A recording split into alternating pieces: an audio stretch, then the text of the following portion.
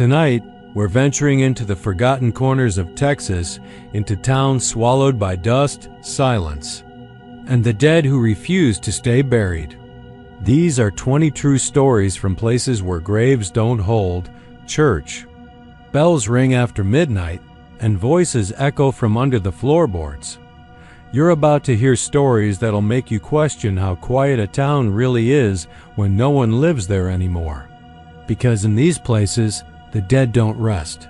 They knock. They whisper. They come back. But here's something strange. So many people watch these videos yet never hit the subscribe button. Seriously, does it cost anything to subscribe? Nope, it's completely free. So if you're already here, loving the chills and dreading the silence, click subscribe now and help keep the darkness alive, because this is just the beginning. And once you step into these Texas towns, you'll realize the dead don't stay quiet. Not here. Not ever. Where are you watching from? And what time is it there? Let me know in the comments, because in towns like these, the night never really ends. They say Grid Hollow used to be a town with a heartbeat, a small sunburnt speck on the map, buried somewhere between Junction and nowhere, held together by rusted fences, faded storefronts, and a whitewashed chapel that hadn't seen a wedding in 40 years. Most maps don't even show it anymore. The post office closed back in '91. The last school shut its doors in 2003. And the only thing left standing proud was that chapel, the one with the peeling paint and the crooked cross. Half buried in dust, nobody rang its bell anymore, not since the pastor died, not since the ground shifted beneath it, like the earth itself had exhaled and given up trying to hold the place together. Lance Duffy remembered it though. Born and raised there, he was one of the last kids to graduate from Grid Hollow High. His mom worked the diner until it closed. His dad was a mechanic who drank more than he fixed. By the time Lance was 16, he'd already decided he was leaving. And he did join the army, saw a few places, forgot how good dust could smell when it was honest. But places like Grid Hollow have a way of calling you back when you've got no one else calling.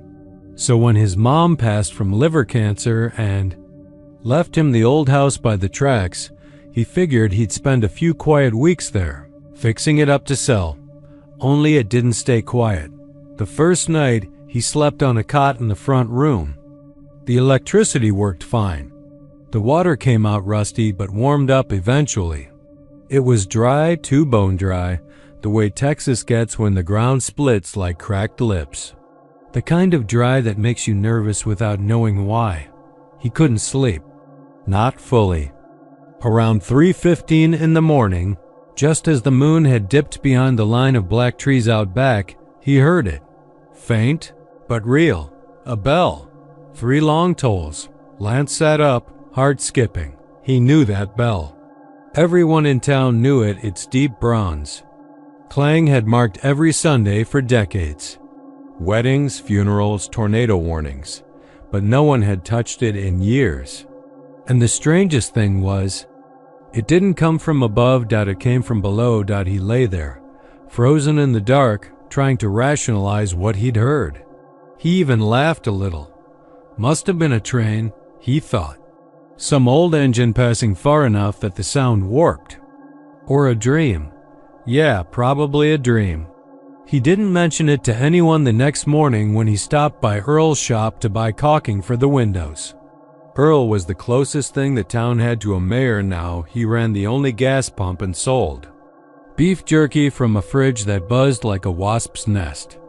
They talked weather, the drought, and Lance kept the bell to himself. That night it rang again. This time it was louder. And the third night, he heard something else. It wasn't just the bell. It was a voice. No, not a voice, a sound like one. Not words, exactly. More like a scream that had been stretched out, warped, dragged across metal. Like a woman crying through a broken fan. And it came from beneath his floorboards. He didn't sleep that night. sat upright with his phone in hand, waiting for it to happen again. It didn't. Not until he stood up and moved toward the kitchen. Then, just as his foot hit the board near the pantry, he heard it again. A second scream, louder, closer. It rose like steam, like breath held too long, and finally let go. Lance backed away. That board had always been a little loose. He remembered. Stepping over it as a kid? Now, it practically groaned under his weight. He knelt, lifted the board, and beneath it found dirt. Just dry packed earth. Nothing else. But as he leaned closer, he swore he heard breathing. Slow, shallow. Waiting. By morning, he decided it was rats. Had to be. Big ones. Maybe feral. Hogs had dug underneath the foundation. Sound does weird things underground, he told himself. But still, he didn't put the board back. He started asking around. Casual at first. Over coffee at the station with the two old-timers who played dominoes there every morning. He asked Earl if he remembered anything about the church foundation, whether it ever had crypts or a basement. They both looked at him funny. Earl just shrugged and said, "All I know is, when the town lost the mine, things started going bad. People left. Some didn't, but the ground, yeah, it's never felt. Right since." That night, the bell rang again, only this time. The floor shook with it. Lance leapt from his cot and turned on every light in the house. The scream came next. Longer now, clearer. He ran outside into the warm night air, sweat soaking his shirt. The town was dead still. No lights, no crickets. Even the wind had stopped. He turned toward the church and stared. Its bell tower was gone. The top half had collapsed long ago. Yet the sound kept coming low and deep and wrong. But the sound? It wasn't coming from the chapel. It was coming from under it. He didn't sleep. The next day, he drove to the county records office about 40 miles away in Sonora. He dug through old maps, town plats, anything that might show what was under Grid Hollow. Finally, in a brittle file marked 1926, he found it. A drawing. Simple. 2 structures, one above ground. The other labeled foundational pit, storage and holding. No further explanation. No dimensions. Just a note in the corner that said, "Site sealed by order of Pastor Enoch Crane, September 11th, 1927. That name chilled him. He remembered the Crane name. Everyone did. Enoch Crane had been the pastor when Grid Hollow was booming, when the silver mine brought money and men and misery. People said Crane was a man of God. Others whispered different things, that he used the mine not just for silver, but for penance, for punishment. Some folks just disappeared back then. Lance went back that night, parked outside the church with a crowbar and flashlight. The doors were swollen shut but gave way with effort. Inside was dust and old hymnals and the smell of mold. The floorboards creaked under his boots as he stepped toward the altar. Then he found it. A trapdoor beneath the pulpit. He didn't remember that being there. He pried it open, and the smell hit him, first wet rot and something coppery underneath. Then the cold. It poured out like breath from a coffin. He aimed the flashlight down into the dark and saw stone steps leading nowhere. He hesitated, then descended. The air got colder with each step. The scream didn't come this time. What he heard instead was singing, children's voices, faint, echoing, like they were trapped in the stone. The walls were wet. The floor was cracked. And in the center of the chamber was a wooden platform with ropes and bones. Small bones. He backed away slowly. Didn't make it past the second step before the bell rang again directly beneath his feet. The sound was deafening. He dropped the flashlight, scrambled out, slammed the trapdoor shut, and ran. He didn't go back to the house. Didn't lock the doors.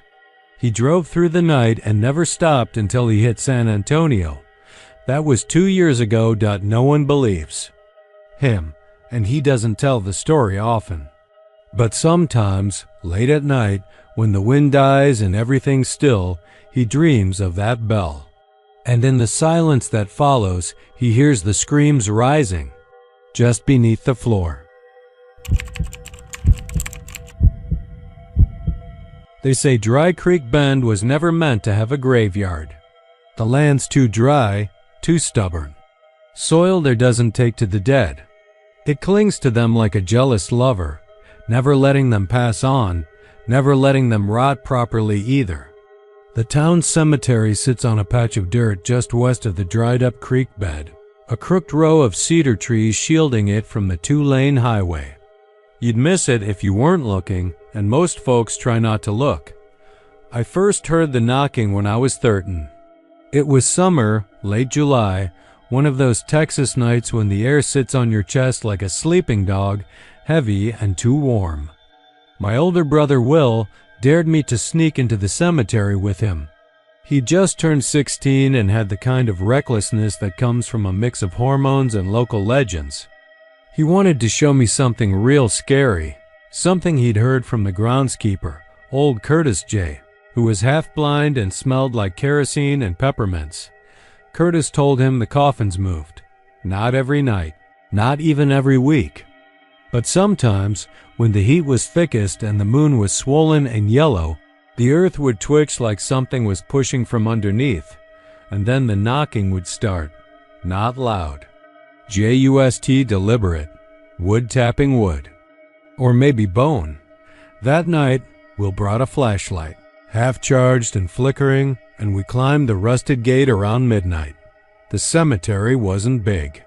Maybe 30 graves, most of them old, cracked headstones, faded engravings, crooked, crosses that leaned like they were trying to escape.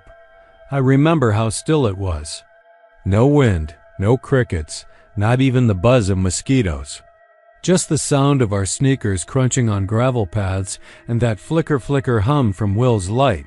We stopped near the back where the oldest graves were, a row of family plots from the early 1900s, set deeper in the earth. There was one in particular Will was looking for. The Holloway crypt. He found it under a sycamore, half choked by vines. A stone rectangle with a metal door that swung open too easily. The name Holloway carved in big block letters across the top. I remember Will grinning like an idiot and saying, "Wait for it." We waited. 10 minutes passed. Maybe 15. I was sweating, legs stiff, and about to tell him we should head back when we heard a knock. A single dull thud, like a fist on wet plywood. Then silence. Will looked at me. His face changed. It wasn't excitement anymore. It was something else. His lips parted just a little, his eyes wide, like he'd expected something spooky, but not this real. Then another knock. Softer this time, but slower, rhythmic, deliberate. We didn't move. I could hear my own breath going shallow, sharp in my nose, heart thumping hard enough to drown everything else out. Knock. 3 this time. Like a pattern, Will stepped back. The flashlight dropped. It rolled and died in the grass. I wanted to run, but something about the air, it felt thicker, like walking through syrup.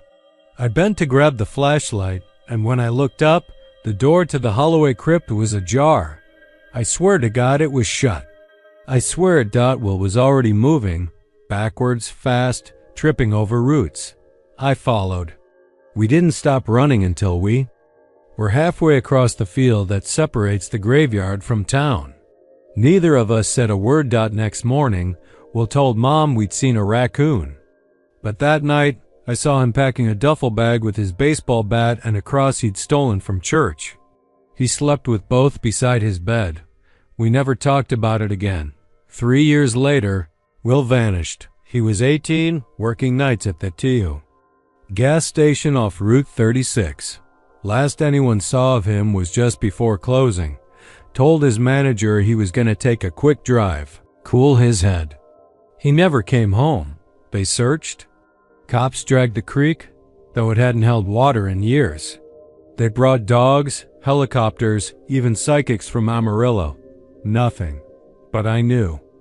A week after he disappeared, I went back. I waited till midnight, when the sky was low and purple and the cemetery looked like it had been dipped in ash. I walked past the rusted gate, flashlight in hand, toward the Holloway crypt, and I heard it knock. Same rhythm. Same slowness. I didn't run this time. I followed. The sound around back to one of the smaller, older plots, a pine coffin, half covered by a rotted tarp. The nameplate had been pried off. The dirt looked wrong, like it had been stirred. Then the knocking came again. From the ground, I fell to my knees. Listened. There was breathing. Ragged, shallow. Then a whisper. Help. It was Will's voice. Clawed at the dirt, tore my fingernails raw trying to get through that impossible soil. But the more I dug, the more it filled back in. Like something didn't want me to reach him. That was 15 years ago. I stayed in Dry Creek Bend, took over. Curtis J's job when he died. The cemetery doesn't get many new residents anymore, but the old ones, they never leave. Sometimes, on the worst nights, I walk the rows and listen. The knocking still comes, from different spots now, not just the Holloways.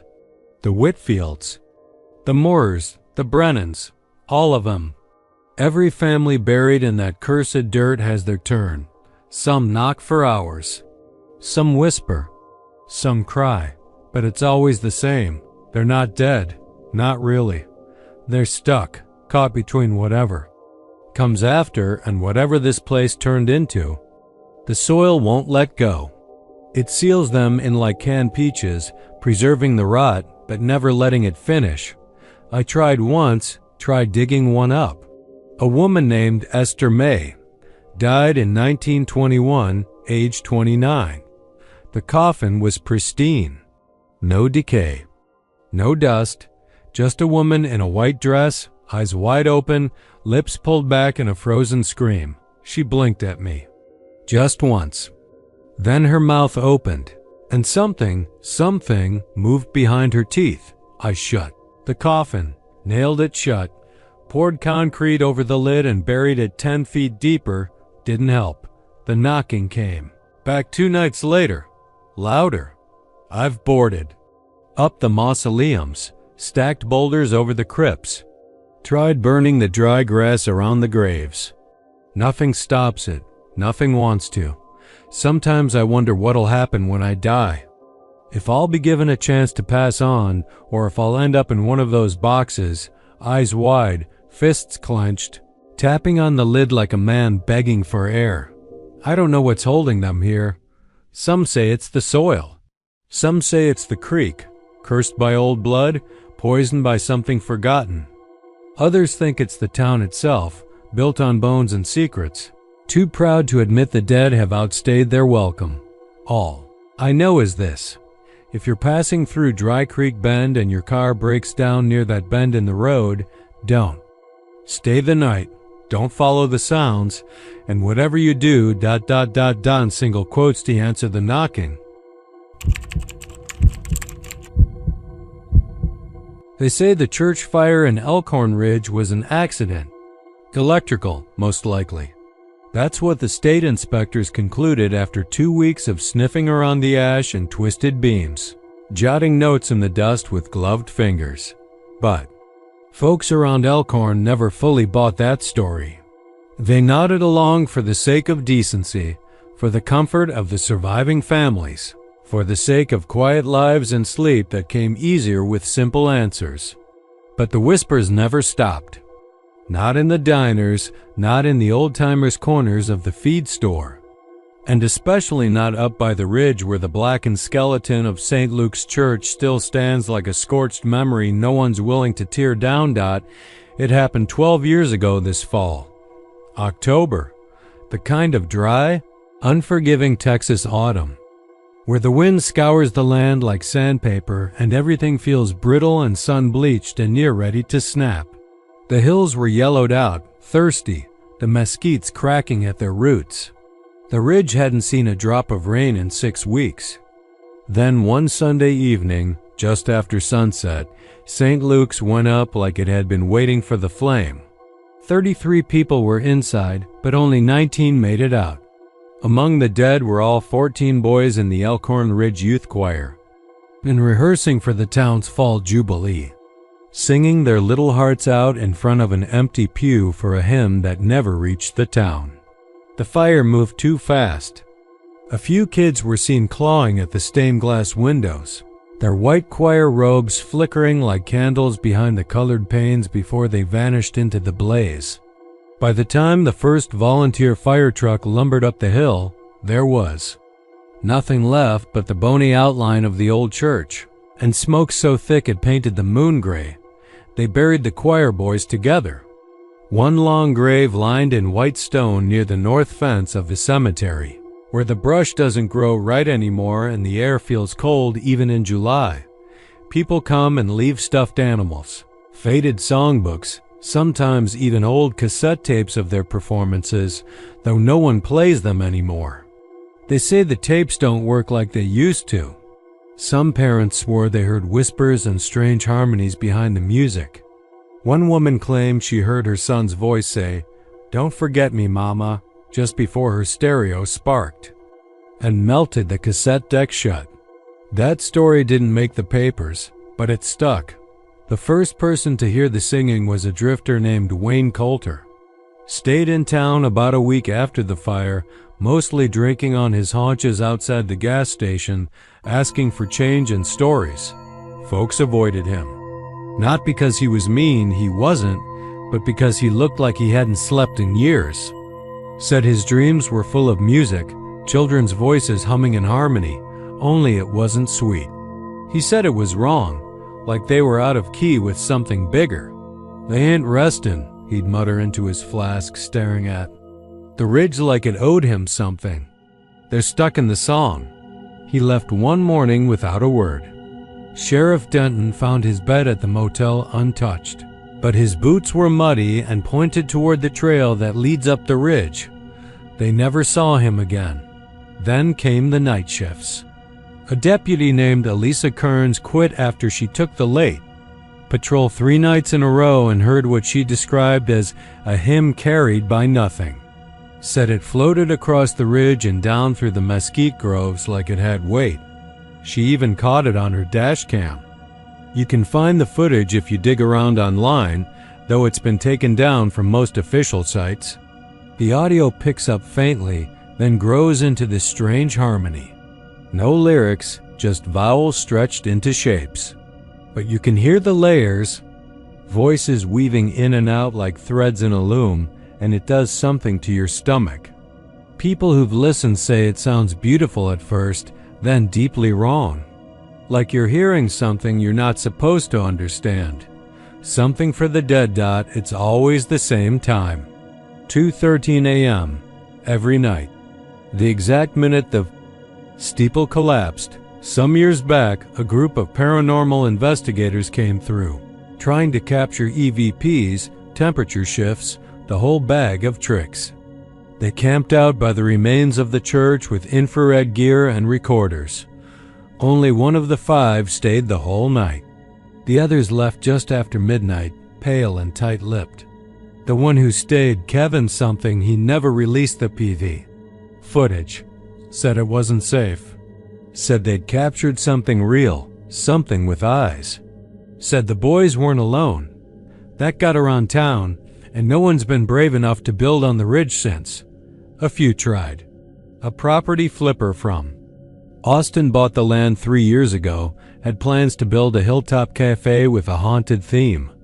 He lasted 4 nights in his trailer before driving off without his gear, muttering about voices in the ductwork. The crew he hired refused to go back up, claimed their tools disappeared. One guy went blind in his left eye overnight. The doctors called it stress-induced. He called it a punishment. Locals stay away now. Even the teenagers who used to dare each other to sneak up there on Halloween don't bother. Something changed a couple of years back, something colder. More people began to report hearing the music in town, not just near the church. In the early hours, from porches and cracked windows, people swear they hear a choir rising from the earth. That same haunting harmony, and sometimes it sounds closer than it should. One man claimed he woke up with black soot in his ears. Another found his late son's choir robe folded neatly at the foot of his bed. Even though it had been buried with him, I've heard it too. Just once. About 6 months ago. I'd been drinking. Walking home from the bar down off County Road 12. Took the wrong turn. Ended up by the old fire trail that runs along the edge of the ridge. Wind was dead still. The moon hung low and orange. And then I heard it soft and slow, rising like breath from the trees.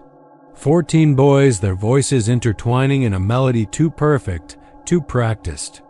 And underneath it, a low hum like someone older, deeper, keeping time. I didn't stop walking. Didn't look back. But I didn't sleep that night either. Because when I got home, I found a small set of blackened footprints on my front porch barefoot. Small, as if someone had stood there listening, waiting. And that's the thing, isn't it?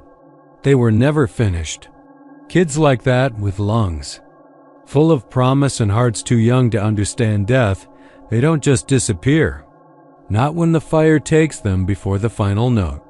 Not when the last hymn is still echoing in their chests. They stay. They sing, and they wait for someone to listen. If you go up there now, you won't see much. Just charred beams and weeds, clawing through the stone. But if you wait long enough, if you're still, quiet, and unlucky, you'll hear them. Harmony without breath. A choir that never made it home. Still rehearsing, still calling for the song to end, but it never does. Stillwater Grove wasn't even on the maps anymore, at least not the newer ones. You had to dig for it. An old town tucked into the bend of 2 back roads that hadn't been paved since the 60s, shaded over by towering elms and skeletal oaks. There was a post office once and a general store that doubled as a gas station, but those burned down in the 80s. Now it's little more than a whisper between counties. But folks still end up there, usually by accident. That's how I came across it, running on fumes and praying for a shortcut. Was headed to meet a seller in Longview for a rare piece of Civil War memorabilia, one of those last-minute road deals collectors like me live for. But I made the mistake of listening to the GPS instead of the highway signs. One reroute through East Texas farmland, and suddenly I'm coasting down a dirt road lined with crumbling fences and trees that looked too wide, too old. My cell service dropped out about 5 miles back. I figured it was just another forgotten stretch, the kind you pass through without blinking. Stillwater Grove announced itself in rusted silence. There was no welcome sign, no traffic. Just a narrow lane curling past a weather-worn chapel, its steeple long gone, and a cemetery that sprawled behind it like a scar on the earth. My tank gave up in front of that church, and when I stepped out into the dust and heat, I heard something. I still can't explain. Not a voice, not a whisper. It was like breath. Under the ground. Long, slow, patient. The cemetery looked old, but not abandoned. Someone had cut the grass recently badly, but it was cut. The rows of gravestones ran crooked, like they were trying to pull away from each other. Some stood tall and proud, others leaned like they'd been nudged by restless hands. A few lay flat, broken in half, or chipped so badly the names were unreadable. But here's the thing. Every one of them looked like it had been cracked by force and not by time. Sharp breaks, fresh edges.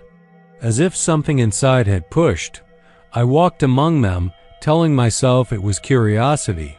Some had those old ornate carvings, angels with solemn eyes, hands raised in stone benediction. But the names... I bent down to read one, and all that was left was an indentation.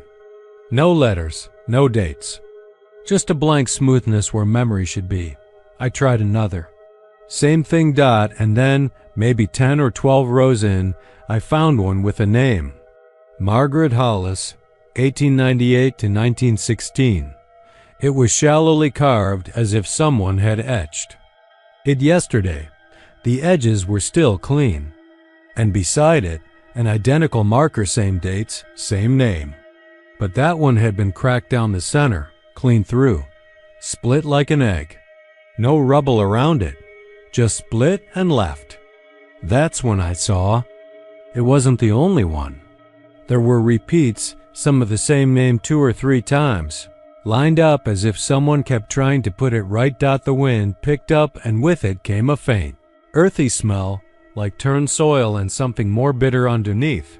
I looked up and saw the woods had pressed in closer than I remembered. The trees weren't as far back as they were when I first pulled in, and they didn't move with the wind. They just stood there. I headed back to the car. Tried the ignition. Nothing. The dashboard was dead. Not even the radio light came on. I popped the hood, looked around as if I knew what the hell I was doing.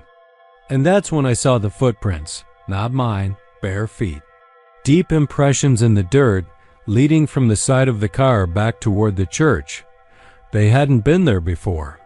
I would have seen them. I told myself maybe it was just some vagrant. Maybe someone still lived nearby off-grid, but those prints, they weren't right. The shape was human, but wrong-sized. The toes were too long, almost finger-like. I didn't follow them. I'm not that stupid. I locked the car and climbed up onto the front steps of the church. The doors were nailed shut with planks I didn't want to touch, blackened at the edges as if scorched. But the wood wasn't charred, it was weeping. Resin, or something like it, dripping down like sap. And it stank.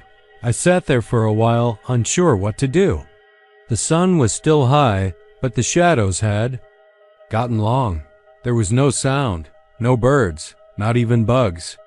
Just the wind hissing through the leaves and that distant pressure in the dirt beneath me. Like the whole cemetery was breathing slow and shallow. Thought about walking back to the last turn I took, maybe 5 or 6 miles, but something kept me there. Not fear. Not yet. More like an unfinished sentence. I needed to know what had happened to the names. I needed to see one whole stone. Just one that had lasted. So I went back. I moved deeper into the graveyard, past rows where the markers were little more than stone stumps, and that's when I found the hole. A fresh one. Dug clean, no coffin, no name. Just an open grave, maybe 5 feet deep, with loose soil beside it. And beside the hole, a flat stone with my name on it. Full name, first, middle, and last. No dates, just my name. And it wasn't carved, it looked burned in. Branded. I stood there for a long time. Maybe 20 minutes, maybe more. I didn't move, didn't breathe right. I just stared, trying to make sense of it. That's when I heard the knocking. Soft, muffled. From underground. Then another, closer, from one of the broken stones to my left. Knock, knock, like a polite tap from inside a sealed box. Then another, then more. The graveyard filled with it. Like a slow rain of fists on wooden lids, I ran. I ran through the rows, tripping over roots and cracked stone, until I reached the car. I didn't even try the key. I just yanked open the trunk and grabbed the only thing that made me feel human, a flashlight. When I turned around, the chapel door was open. I hadn't heard it. I hadn't seen anyone. But it stood wide now, the interior black and hollow, like a mouth mid-scream. I shouldn't have gone in, but something pulled me. Inside, it smelled of mildew and ash. The pews were still intact, but warped. The altar had been broken, chopped to splinters. And hanging behind where the pulpit used to be, carved into the wood of the wall, were dozens, hundreds of names. Scratched, etched, gouged in with nails or knives. All the names I'd seen on the stones. All the ones that had vanished. All the repeats dot at the bottom, newly added, was mine. That's when I saw movement. In the back pew. Something sat there, slumped. Not asleep, not dead, just waiting. I raised the flashlight and caught the edge of a face-pale, paper-thin skin. Eyes milky and rolled. Its mouth opened just a crack, and I heard the same breath I'd felt beneath the soil. Long, slow. It didn't move toward me. It just watched. And I knew, somehow, it had put my name there. I backed out, never turning around, never blinking. And when I stepped outside again, the gravestones were whole. Every one of them. No cracks, no missing names. Just stone silence. Under the night sky. My flashlight flickered once and went out. By the time I made it back to the car, the engine turned over like nothing had ever been wrong. The fuel gauge even read half full. I didn't look back. I drove until the sun came. Up and I reached the city. The GPS showed a straight route, no detours. Stillwater Grove wasn't on it. I checked every map since. Nothing. Not even a mention. But the next morning, in my apartment, I found something. A small chip of granite on my kitchen counter, smooth as glass. And on it, barely visible, was the faint outline of my name, already. Starting to fade. So believe me when I say this, some places don't want to be forgotten. They want you to find them. And once you do, they remember you, whether you want them to or not. In Dust Mill, Texas, a nothing stretch of dry land halfway between nowhere and the next gas station, you learned quick not to ask questions after sundown. The people still left in that dying town weren't friendly, but they weren't cruel either, just tired. You could see it in the way they locked their doors extra tight before dusk and left porch lights off even when the wind howled like a banshee through the power lines. You could see it in how the cemetery, perched right at the edge of the scrub plains, was surrounded by a rusted iron fence that hadn't been touched in decades, except for the new padlocks that gleamed silver in the moonlight. And you could hear it, if you were the kind who stayed up past midnight, the digging, not shovels, not backhoes or hands clawing through topsoil. It was slower, methodical, like earth being moved from deep under, and not by something that understood the way people dig. And it wasn't coyotes either. Those things yip and bark. This sound came with a hush behind it, like something was listening as it worked. I didn't believe in any of that at first. I came to Dust Mill because my brother Seth had died out there. Heart failure, they said. He was 29. No history of heart trouble, no drugs in his system, and no bruises or wounds. Just dropped dead in his trailer sometime around 2 a.m, half a mile from the cemetery. The local sheriff, a long-jawed man named Tipton, gave me a handshake and a shrug. Some people's hearts just stop, he told me, eyes sliding away. Sorry for your loss. It didn't sit right. Seth had moved to Dust Mill for quiet, for clean air, for the skies that went on forever. He called it peaceful. He wouldn't have left without a fight.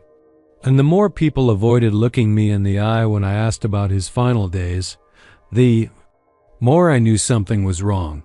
The funeral was held at dusk. Small crowd. Just me, 2 of his old co-workers from the grain elevator, and the preacher, a shriveled man who spoke like he'd already been embalmed. They buried Seth on the far side of Dust Mill Cemetery, near the fence line where the sagebrush grew thick. His marker was temporary, a white cross with his name scratched on with a black Sharpie. I hated it. I stood there long after the others left, wind tugging at my coat and the desert whispering all around. I thought I heard something under my boots, just faintly like the earth taking a slow breath. I told myself it was nothing. The wind. Maybe. Distant thunder. That night I stayed in Seth's trailer. It still smelled like him, cheap aftershave and black coffee. I didn't sleep. Not really. Around midnight, I poured a drink and stepped outside needing air, and I heard it. A low, shuffling scrape. Then a pause. Then again gravel and dry soil shifting as if something was moving underneath it. My breath hitched. I looked around. The night was clear. No cars, no people. But the sound wasn't far. It was coming from the direction of the cemetery. I walked closer than I meant to. Just a few yards at first, then farther. The air was still. Even the crickets had gone quiet. As I got near the cemetery fence, I felt it under my feet. Like standing on a hollow spot that had something alive inside. There was no wind. But the chain on the cemetery gate rattled gently, like it was nervous. I froze. The sound was louder now, not just digging. Scraping too, and God help me breathing. A ragged, moist suck of air that didn't come from any man or animal I'd ever known. I stared through the bars. The graves were still. But the dirt near Seth's marker looked wrong, slightly mounded. And twitching. I turned and walked back, slow at first, then fast. I didn't run. I wouldn't give it that. But I didn't sleep the rest of the night, and when the sun finally rose, I drove into town and found the one person who might have known what was going on, Judy Creighton. She was Seth's landlord, ran the Dust Mill General Store, and had the kind of blunt mouth old Texans use when they know nobody listens anyway. She looked at me, tight-lipped, when I told her what I'd heard. Then she locked the store door, poured 2 cups of black coffee, and sat me down. "It's not new," she said after a long silence. The digging started in '89. First time someone heard it, it was old man Phelps. Said he thought a gopher was under his house, but it was louder than that, bigger. A week later, his daughter found him in the living room, face blue, heart gone like it had been ripped out. "Gone?" She nodded, eyes shining, not punctured, not crushed. Just gone, like it had never been there. No blood, no wound. Like it dissolved. That's what the coroner said. She told me 5 others had died since then. All between midnight and 3. All near the cemetery. All with no cause of death anyone could find. And they'd all been buried in Dust Mill Cemetery. "I locked the gates," she said. "I paid for that iron fence myself. Doesn't help. Whatever it is, it's not outside. It's under." I asked her what she thought it wanted. "To be found," she said quietly. "But it doesn't want us looking, not the living. It wants something else." I went back to the cemetery that afternoon. The dirt near Seth's grave had been leveled, neatly, like it had been swept. I leaned down and touched it. Warm, even in the shadow of the cross. Too warm.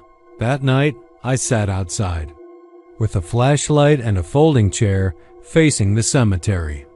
Just past midnight, it started again, soft at first. The kind of noise your brain tries to dismiss, then louder. A drag, a pull, then the unmistakable scrape of nails or claws against wood. I stood up and trained the flashlight on the fence. Ground by Seth's grave bulged. The dirt rose in a smooth, slow hump and then fell, rose again. Then a faint bump, like something tapping from underneath. Once, twice, and then it stopped. I didn't breathe. I didn't blink. I just waited. Then, the ground split. Not like it exploded, more like something under the earth opened its hand. A thin line of dirt cracked open, and something reached out. Not a hand, not human. It was long, grayish, glistening slightly in the moonlight. It moved wrong, like it didn't belong in this world. And it groped blindly across the grave, touching the cross, then the marker, then the air. I ran. I don't know what I was thinking. I don't know how long I was gone. But I didn't go back until morning, when the sun was bright enough to burn away memory. When I returned, the grave was untouched again. No bulge, no crack, no sign of movement. But the marker was gone. Not broken, just gone. Vanished. The next week I paid for a proper stone, marble. Cost more than Seth would have wanted me to spend, but I needed it there. Needed something to mark that spot. They set the stone on a Thursday morning. I watched them lower it, seal it in place. I stayed until sunset. By Friday morning, it was cracked clean down the middle. The name had faded like bleach had eaten through it, and the soil had that same look, like it was breathing again. I left. Dust mill after that. Drove east until the roads felt real again and the sky didn't feel like it was waiting to fall. But I think about Seth. I think about that sound, that scratching. And I think about what Judy said, that it wants to be found. I still wake up sometimes just after midnight. And I swear, even all the way out here, I can hear it. The digging. The morning after the funeral, a thick gray mist crawled over the worn hills that surrounded the town of Rakewood, blurring fence lines and swallowing up the pastures like a mouth that never quite closed. The town woke slow, like always. It's people stiff with sleep and bone-deep weariness, the kind that came from years of nothing changing and everything decaying. Folks shuffled through routines like ghosts playing house, and it might have stayed that way for good if not for what was found at the Harlan plot just after sunrise. Jimmy Lott was the first to see it. He wasn't anyone important, just the groundskeeper who smoked more than he mowed and only kept the graves tidy because the town wouldn't pay for a second body to help. Jimmy was late that morning, hungover again and pissed off at his own boots for squeaking so much on the wet grass. He just crested the rise above the newer plots when he saw it. The hole. Big, dark, and impossibly clean. Like someone had just reached down and scooped the coffin out whole with a ladle made of nightmares. His heart stumbled, then raced. His fingers went numb. That plot had been filled yesterday. He'd packed the soil himself after the service. Threw the last shovel of dirt down right after Reverend Clive muttered something about the Lord's mercy. Now the grave gaped like a mouth with no teeth, and the coffin lid sat in splinters nearby like it had been kicked from the inside. And there were prints, barefoot ones, waterlogged and slick. They glistened in the morning haze and led straight out of the hole, through the grass, over the iron gate, and down the gravel road into town. Jimmy didn't go down to the hole. Didn't dare. He just turned and ran back the way he came, boots slipping, knees shaking, his breath fogging behind him like something was chasing. By 8, the sheriff had cordoned off the cemetery with that useless yellow tape as if warning. Signs had ever stopped something that could claw its way out of 6 feet of packed earth. Sheriff Klein wasn't the kind of man who scared easy, but even he stood a little further back than usual from the edge of the grave. He'd seen plenty in his 20 years, suicides, overdoses, that mess with the Butner twins back in '96, but never anything like this. Was the lid sealed? He asked Jimmy, who nodded without looking up. Screwed tight. Metal fasteners all around. And you sure it was full? Jimmy's eyes watered. He nodded again. Hell, Klein muttered. By 9, word had spread like a brush fire. Townsfolk whispered on porches and peered out between faded curtains. Nobody wanted to say it out loud, but they all knew who'd been in that grave. Elijah Harlan, 68 years old, retired oil foreman. Found dead in his trailer just 4 nights ago, collapsed at the foot of his bed with one hand stretched toward the bathroom door, and the other curled into a fist around nothing. No foul play, Doc McCready had said. Just old age and too much. Bourbon, a peaceful end for a mean man. That's what folks said at the funeral anyway. But not everyone bought it. Some still remembered what Elijah had done back in '83, even if the cops hadn't proved it. Some swore the girl's cries still echoed in the canyon behind his old house. And some said a man who never asked forgiveness didn't get to lie. Easy. By noon, the whole town buzzed like a hornet's nest. Klein tried to keep things quiet, but he was outnumbered by gossip and fear. A few people followed the trail of wet prints, which had begun to dry by then, but not before they reached the first street in town. They led to the post office, then curved toward the diner, then veered toward Old Creek Lane, where Elijah had lived, and then they vanished, not faded, vanished. As if whatever left them had stepped into a space between seconds and disappeared. That night, nobody slept. Not really. Doors stayed locked. Curtains were drawn. Dogs whined and scratched to come inside, and when they were let in, they wouldn't. Stop staring at the front door. The wind picked up just after 2 a.m., and with it came a scent no one could place. Wet soil, maybe, or something older and sour. A few claimed they heard something scraping along the pavement. One woman said she saw a man standing under the old courthouse tree, barefoot, face obscured by shadow, just staring up at her bedroom window. The next morning, another grave was found open. Not in the Harlan plot this time. This one belonged to Lucinda Phelps, dead since 1973. There hadn't been a service. She died alone in a fire that no one explained, and the coffin had been sealed before anyone saw the body. Her headstone leaned crooked and moss-covered. No one visited it anymore. But the grave was open. Her coffin, too. Empty, but not untouched. The inside was clawed up, like someone had fought hard to get out. Like nails had been torn on the underside of the lid. The pattern repeated over the next 2 days. Graves dug up. Coffins emptied. Always after midnight. Always barefoot tracks. Always that same earthy stench.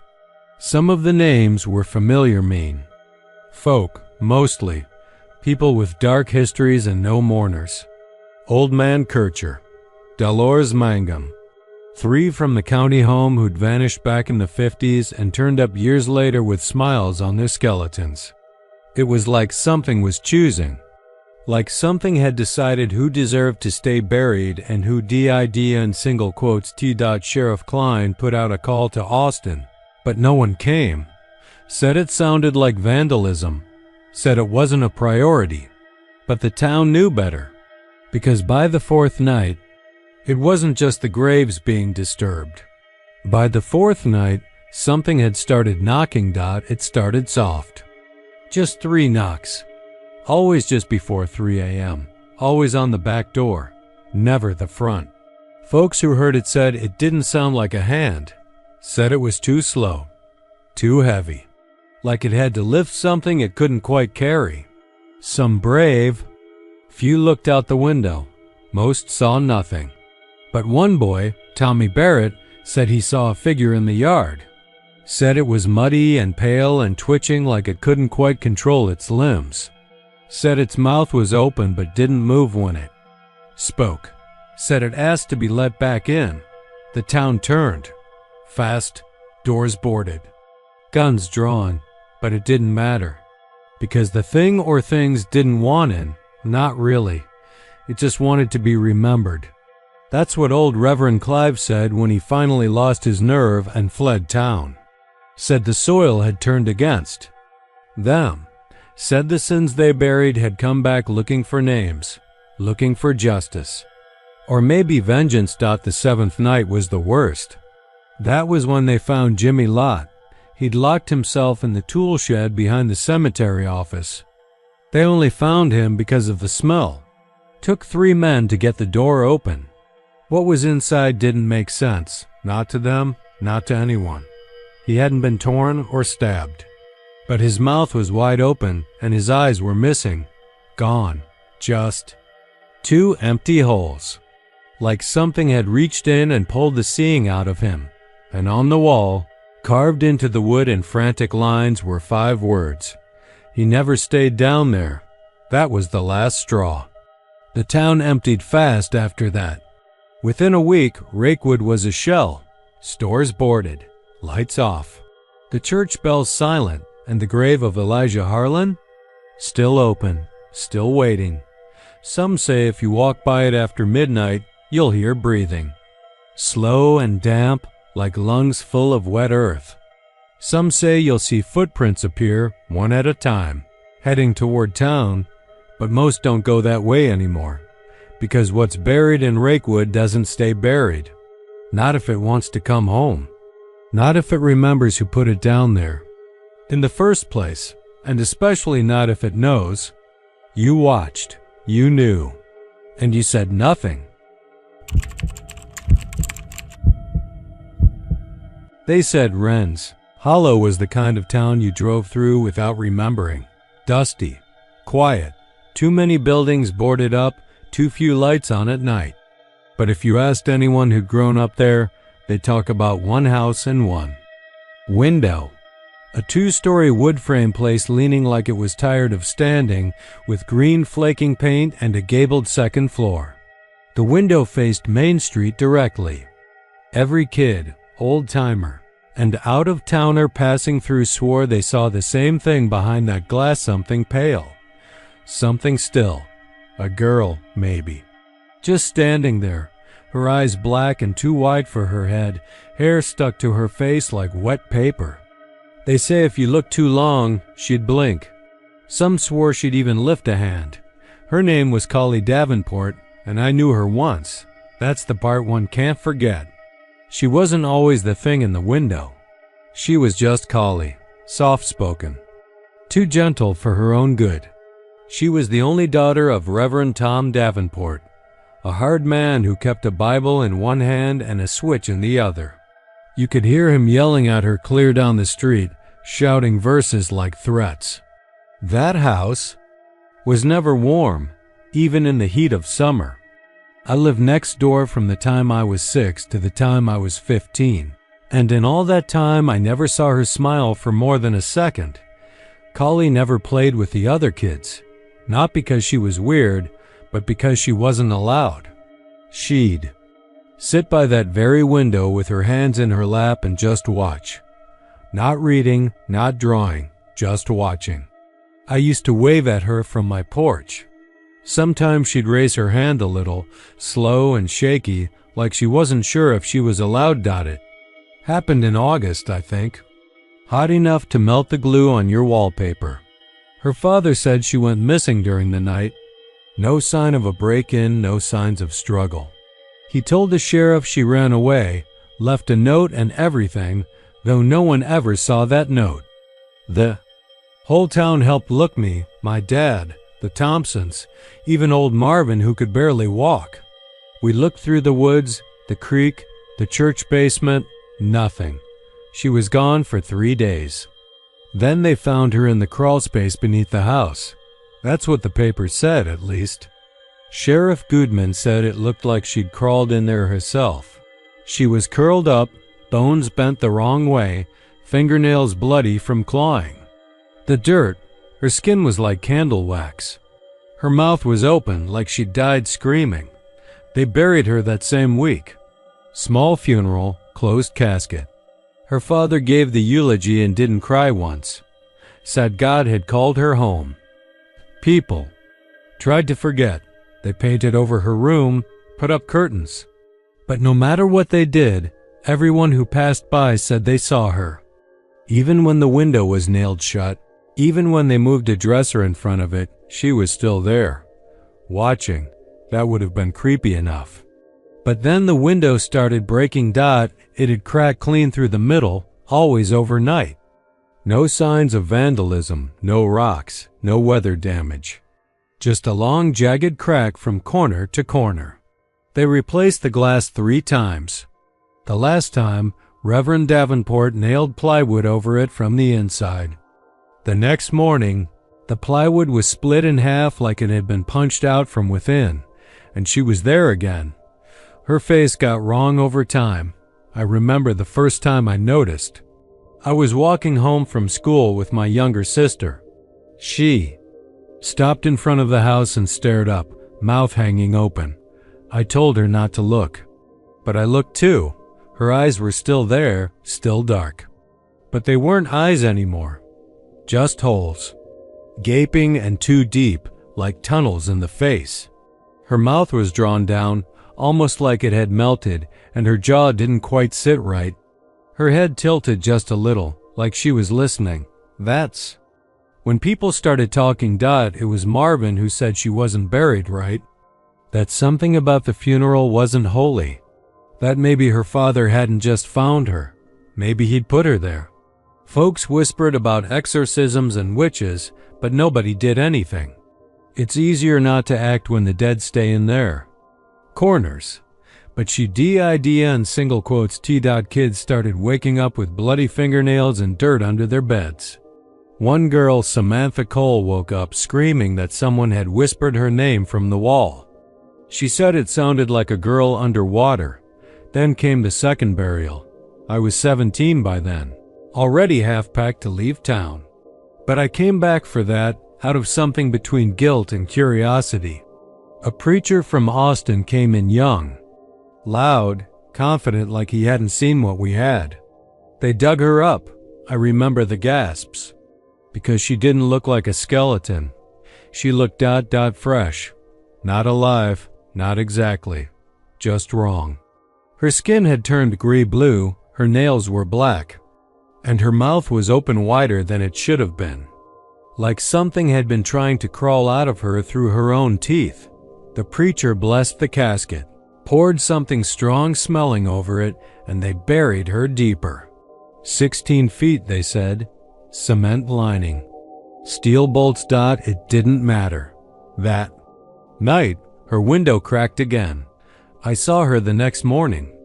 She looked at me, and I don't mean in that vague, shadowy way people claim. I mean she looked at me.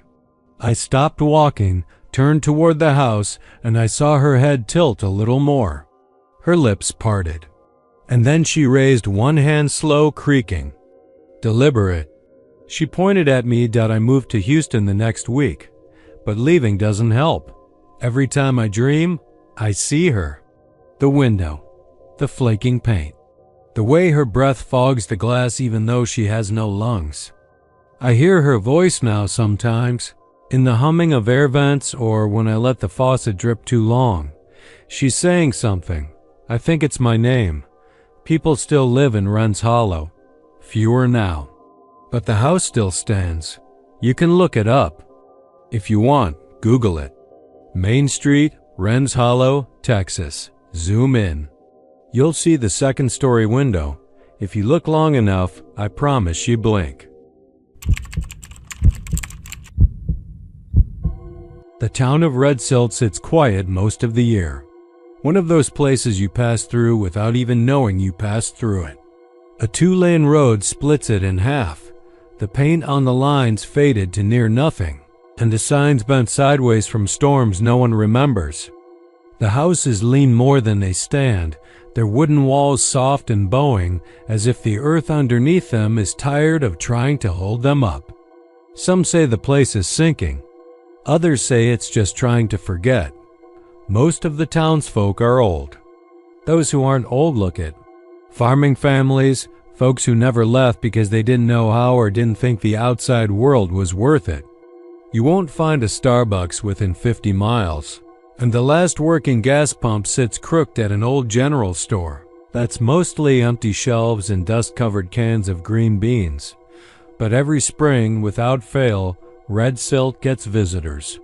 Not the kind who ask for directions or take pictures of barns. These visitors come with shovels, or notebooks, or cameras they keep low, like they're afraid of catching something they shouldn't. And then, of course, there's the rain. It starts mid-March, every year like clockwork. Comes down soft at first, as if it's asking permission. A fine mist that clings to your shirt and slicks the gravel. But by the third or fourth day, it grows teeth. Thunder that rattles your rib cage, winds that shove trees sideways, and a sky so dark you'd swear the sun packed up and left. And then the roads bleed. Not mud, not clay. Blood. It's not just color. It has thickness, a dark iron smell that clings to your sinuses and sticks in the back of your throat. It bubbles up from the soil, runs in the gutters, and stains tires. Deep maroon. Kids used to dare each other to touch it until one didn't come home. Now they just watch from porches, quiet and pale. Their eyes too wide for their faces. The first time I saw it, I thought it was a trick of the light I'd taken. A wrong turn coming back from a job in Amarillo, my GPS freezing and blinking out just past the state park. I remember the sun was dipping behind a cloud bank and the sky looked bruised.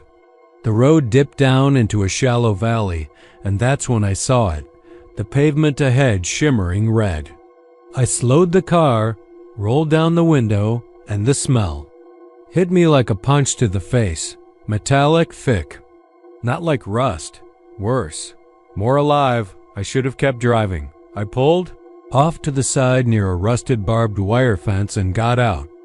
My boots sank in fast up to the ankle in soft red mud. Except it wasn't mud. It had too much give. I crouched and pressed a hand down just to make sure I wasn't losing it. It was warm. Warmer than the air. That's when I noticed the bones dot small ones at first. Ribs. Fingers. Maybe from a coyote, I told myself. Maybe a deer. But then I saw the jaw, a human jaw, teeth still set in, yellowed and cracked. The eye socket was full of red water, like it had been crying blood. Behind me, a screen door slammed. I turned fast. There was a farmhouse up the hill I hadn't noticed. White paint peeling, front porch sagging. An old woman stood on it, arms crossed. Her dress was black, her hair long and gray, hanging in thick strands down her shoulders. She didn't wave, didn't smile, just stared, like she was waiting for something. I backed up toward my car. Tried to speak but couldn't. She just shook her head slow and then turned and went back inside. The door creaked shut behind her like it was groaning. I got in the car and drove straight through. Tires skidding on the bleeding road, engine roaring louder than it needed to. I didn't stop until I hit the next commie and the pavement turned gray again. But I couldn't stop thinking about it. Over the next few weeks, I did some digging. Not the kind with a shovel, not yet. Just online searches, newspaper archives, odd mentions in forums nobody should spend too long reading. That's when I learned the name Red Silt, and that wasn't a nickname. It was on maps, tucked down near the edge of Briscoe County, close to where the land forgets to be flat and starts to ripple like waves frozen in time. Population never broke 3 digits. Most years it didn't even reach 60, and it had a history. A family wiped out in 1927. A flood that came in dry season and carried their house half a mile downstream. The father's body was never found. In 1941, a school fire. 19 children gone, all under 10. No cause ever found. The bell from that school still hung in the twisted frame of what used to be the gymnasium, and some said you could hear it ring before storms. In 1963, a man named Walker Dent confessed to burying 13 people under his hog pens, said he heard voices telling him they were already dead, just didn't know it yet. When they dug up his yard, they found bones older than the town itself. Some of them fossilized, none of them matched the missing. They hanged him from the windmill behind the sheriff's station. It creaks when the wind's just right, even though the blades haven't turned in decades. They say Red Silt was built on burial ground, not native, older, pre-human, even. Something wrong with the dirt. It doesn't like things staying buried. That's when I went back. I told myself it was curiosity. Maybe it was guilt. I'd seen something nobody else believed. Maybe I needed to prove it wasn't all in my head. I packed a bag, brought a camera, a little voice recorder like the ghost hunters use. I told no one where I was going. I got there just before the rain. The town looked worse in daylight. The buildings sagged deeper into the ground, as if every board and nail was just tired of holding on. There were people, but they didn't speak. They moved slow, dragging their feet through the dirt, eyes down. Some watched from windows, faces pale and still as dolls. I walked past the church and heard something humming inside, not music. just a low, vibrating sound like teeth grinding. I set up near the edge of town, close to a dried-out creek bed that looked more like a scar. I waited. That night, the rain came. It hit hard and fast. Within an hour, the roads were rivers, but not of water. Red silt, thick and warm. And from the banks of the creek, bones pushed free, like something exhaling. Skulls rolled into the open. Spines slithered loose, fingers curled upward in the mud. Some were small, some weren't. I raised my camera. A hand grabbed my wrist. The old woman from the porch, closer now. Eyes clouded but sharp. She didn't speak. Just looked down at the rising dirt and then back at me. And then she shook her head again. "They come up when they're ready," she whispered. Her voice like leaves scraping across a window. "Don't wake what wants to sleep." And then she walked into the rain. Her feet didn't leave prints. The silt closed behind her like it was never disturbed. I left that night. I told myself I was done. But the dreams didn't stop. Red rivers. Screaming bells. Bones tapping on glass. Every spring I see the reports. A missing child. A dog bringing home a finger bone. An old farmer found dead with his hands deep in his own garden, like he'd been trying to reach something. Red silt is still there. The rain still comes. And every spring the earth breathes. Maybe it's remembering. Or maybe it's hungry. Either way, the roads run red, and the bones don't stay down. Not in red silt, not ever. They say it was lightning that brought down the orphanage at Mercy Hill, but the old-timers who still limp around the edges of Silk County will tell you different. They say it was a scream that lit the night sky. A baby scream, high and endless. Right before the flames touched the roof. No one ever proved arson, but no one really tried either. The town wanted the place gone. Some say it was cursed from the start, built wrong, filled with too much grief and not enough warmth. Some say it was the girl they called Mercy, the one left in a basket on the orphanage's doorstep with her name written in coal on a torn piece of muslin. The only thing that didn't burn that night was her nameplate on the nursery door, blackened but legible, stuck to a charred frame that still smelled of smoke decades later. They buried 27 children and 3 nuns in the same field. Behind the chapel ruins, though the bones never quite matched the list of names. And even now, if you wander up the gravel road behind the hill at night and stand where the nursery once sat, you'll hear it. Not the wind, not some owl or animal in the brush. A baby crying soft, steady, and sad. That's what I heard. Wasn't looking for ghosts when I came to Mercy Hill. I wasn't one of those urban explorers with a flashlight and a GoPro, trying to catch whispers or floating orbs. I was just passing through, heading toward Lubbock from Austin, taking the back roads to avoid the mess on the I-35. I'd driven almost 8 hours before. I saw the rusted road sign at the turnoff painted over with graffiti, but still legible. Mercy Hill Orphanage 1 mile. I hadn't thought about that place in years.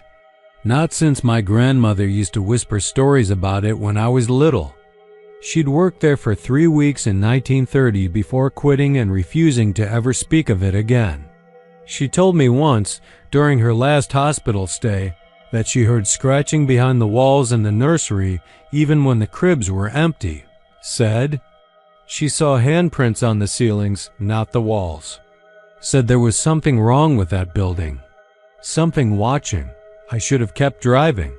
Instead, I turned down the road. I don't know why. Maybe it was the loneliness, the way the Texas dusk seemed too quiet, too still. Maybe it was the faded memory of my grandmother's face when she told me never to go there alone. I parked at the edge of what used to be the chapel's foundation. The bricks melted and fused like wax. The iron bell curled in on itself, split down the middle like it had been cleaved by a giant hand. Weeds and wildflowers had overtaken most of the ruins, and mosquitoes buzzed in clouds around my head. The sun was just tipping behind the trees when I stepped onto the scorched earth. I expected it to feel cold, but it didn't. It felt warm. Like the fire had never quite left. I walked where the nursery used to be. You could tell by the layout an old map of the grounds was nailed to a bullet-riddled board nearby, its ink faded but readable. I stood where her crib would have been. Mercy, the girl who never cried, they said. The one who stared at the ceiling for hours, unmoving. The one who, when the fire started, was never found. Not even a tooth. Some said she never existed at all. Others whispered she started the fire. No one agreed on much, except that when the flames stopped, she was gone. The ground beneath my boots was hard and blackened, as if the fire had seared itself into the soil. I looked around. The crickets were silent. No wind, no birds. Just the hum of my own blood in my ears. And then I heard it, a cry, faint at first. So soft I thought it was a trick of memory or the breeze catching just right. But it came again. Louder, sharper. A baby's cry, mournful, jagged, like it was scraping out of something dark and buried. My chest tightened. I don't scare easy, but that sound made the hairs on my arm stand up. I spun around. Nothing. No movement. No shadows. But the cry came again, and this time it wasn't just crying. It was calling. I backed away from the spot where I stood, the sound growing louder. Not echoing, not traveling. It was coming straight from the ground beneath my feet. I dropped to one knee and pressed my palm to the dirt, warm, throbbing, like a heartbeat. The baby cried again, and it sounded wet, like it was crying through fluid, through ash. And then I heard something else scratching beneath me. As if small fingers were clawing toward the surface, I stumbled back and nearly fell. My breath caught in my throat. I turned to leave, to run for my truck, but I froze. There was something standing by the edge of the chapel ruins, small, pale, wearing a scorched bonnet and a soot-covered dress. Her eyes were black, not just dark black, like holes torn through paper, bottomless and wrong. Her arms hung limp at her sides, her hands curled like claws. She opened her mouth but made no sound. Then she pointed slowly, deliberately toward the nursery spot. I turned to look, and the ground was moving, just a little, like something was pushing up from underneath. The baby was still crying. Louder now, desperate, hungry. I don't remember running back to the truck. I just remember the doors slamming shut and the tires spinning gravel as I peeled out. The last thing I saw in the rearview mirror was that little girl, standing in the middle of the blackened field, her mouth open wide. And finally, sound came out. Not a cry, not a scream. A laugh high, shrill, endless. I drove through the night without stopping. Didn't even glance in the mirrors again. When I reached Lubbock, I booked a motel and downed half a bottle of cheap whiskey before I passed out. I woke up with soot under my fingernails. My boots were still warm. I tried to convince myself it was a hallucination, that I was tired, that I imagined it. But then I found something tucked into the passenger seat, a burnt piece of muslin cloth. On it, in faded coal, one word was written. Mercy died, it's been 4 months. I haven't gone back. But I still hear her sometimes. When the night's quiet. When the wind dies and the world goes still. A baby crying. Always faint. Always steady. Coming from nowhere. Coming from beneath.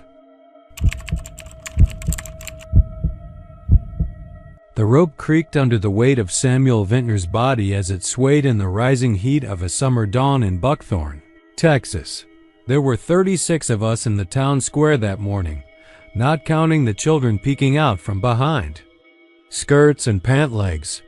Every man in Buckthorn wore a look that said the same thing: justice. Long overdue, brutal, but necessary. No one said his name again after the hanging. No one wanted to. Not after what he did to the Dobbins twins and the land surveyor from Denton, and that poor woman from Lubbock they found stitched into the side of a windmill just east of Dead Mar Creek. Samuel was the kind of evil that left its stink on everything. They hung him, cut him down, and planted him behind the old buckthorn tree where the ground stayed soft from rot and runoff. 6 feet down wasn't possible there, not with the bedrock. So they dug as deep as they could, maybe 3-4 feet, and packed the dirt down with their boots. One of the men, old Herschel Cotter, spat on the shallow grave and muttered that it wasn't worth wasting more than that. Let the worms work harder, he'd said, but even then, I thought I saw a tremble in his jaw. The problem started 2 nights later. Buckthorn didn't have a constable. Not officially, but everyone called me Sheriff Charlie, even though all I really did was keep drunks out of the bar past midnight and make sure the church doors were locked when they needed to be. So when Edna from the bakery came hammering on my door just before 2 a.m., I figured it was a coyote or some kid lighting off fireworks. She was pale, sweaty, barefoot, her hands shaking like they were full of bees. He's not in the ground, she whispered, and her eyes darted like they were chasing flies only she could see.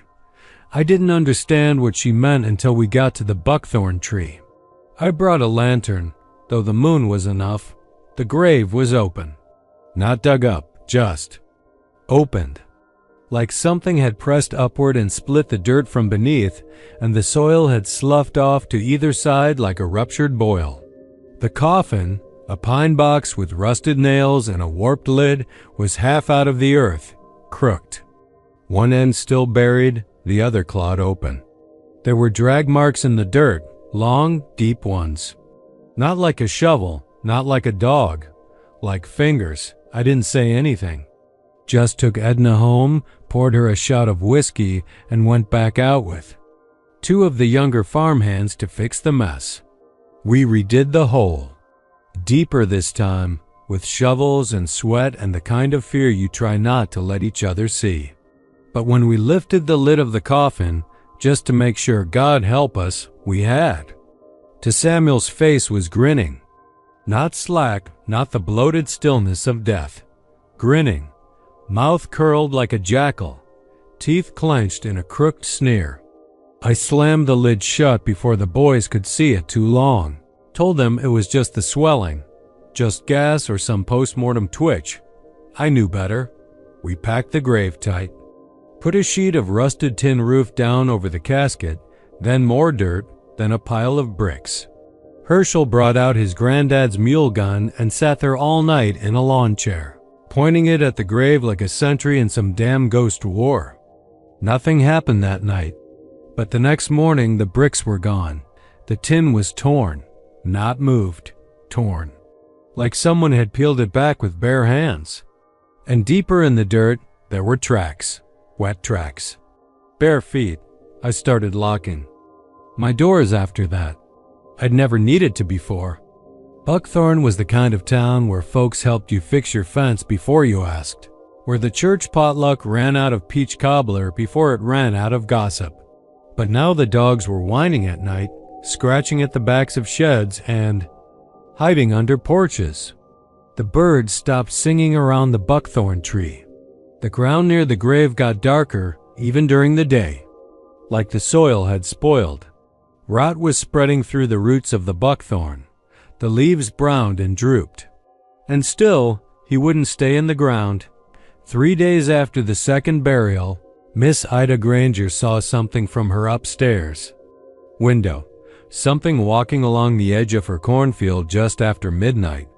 It was tall and slow-moving, barefoot. It left wet prints across the gravel path even though there hadn't been rain in weeks. She said it stopped once, looked up at her window, and grinned out. By the end of that week, 5 more graves were found disturbed.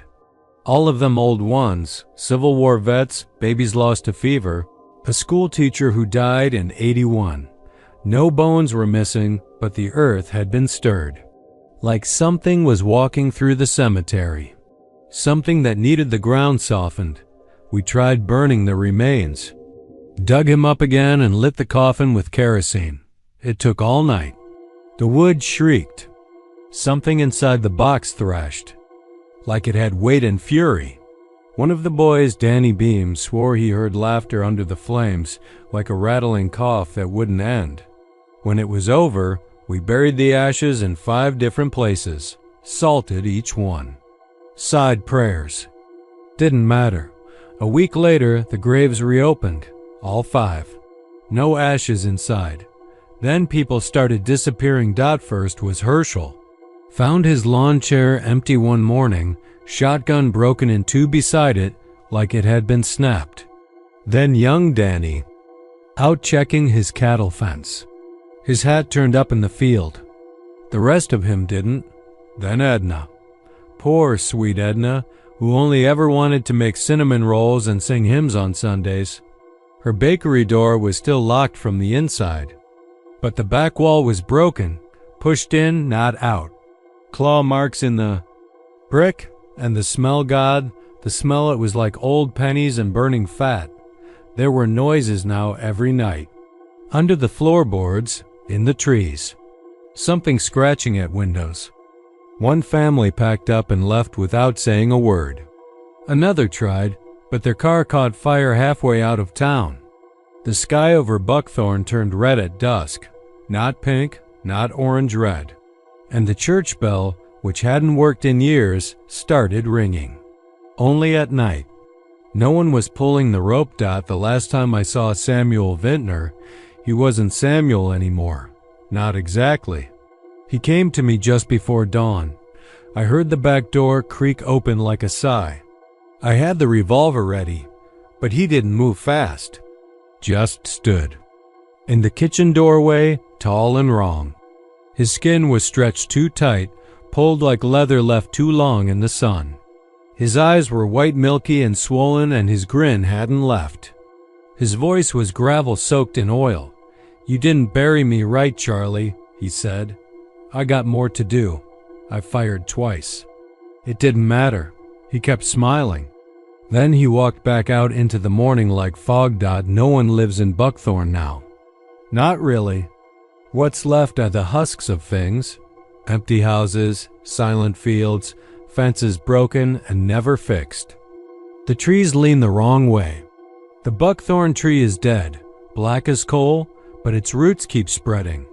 Every so often, someone goes through, maybe a hiker or someone lost. They don't come back.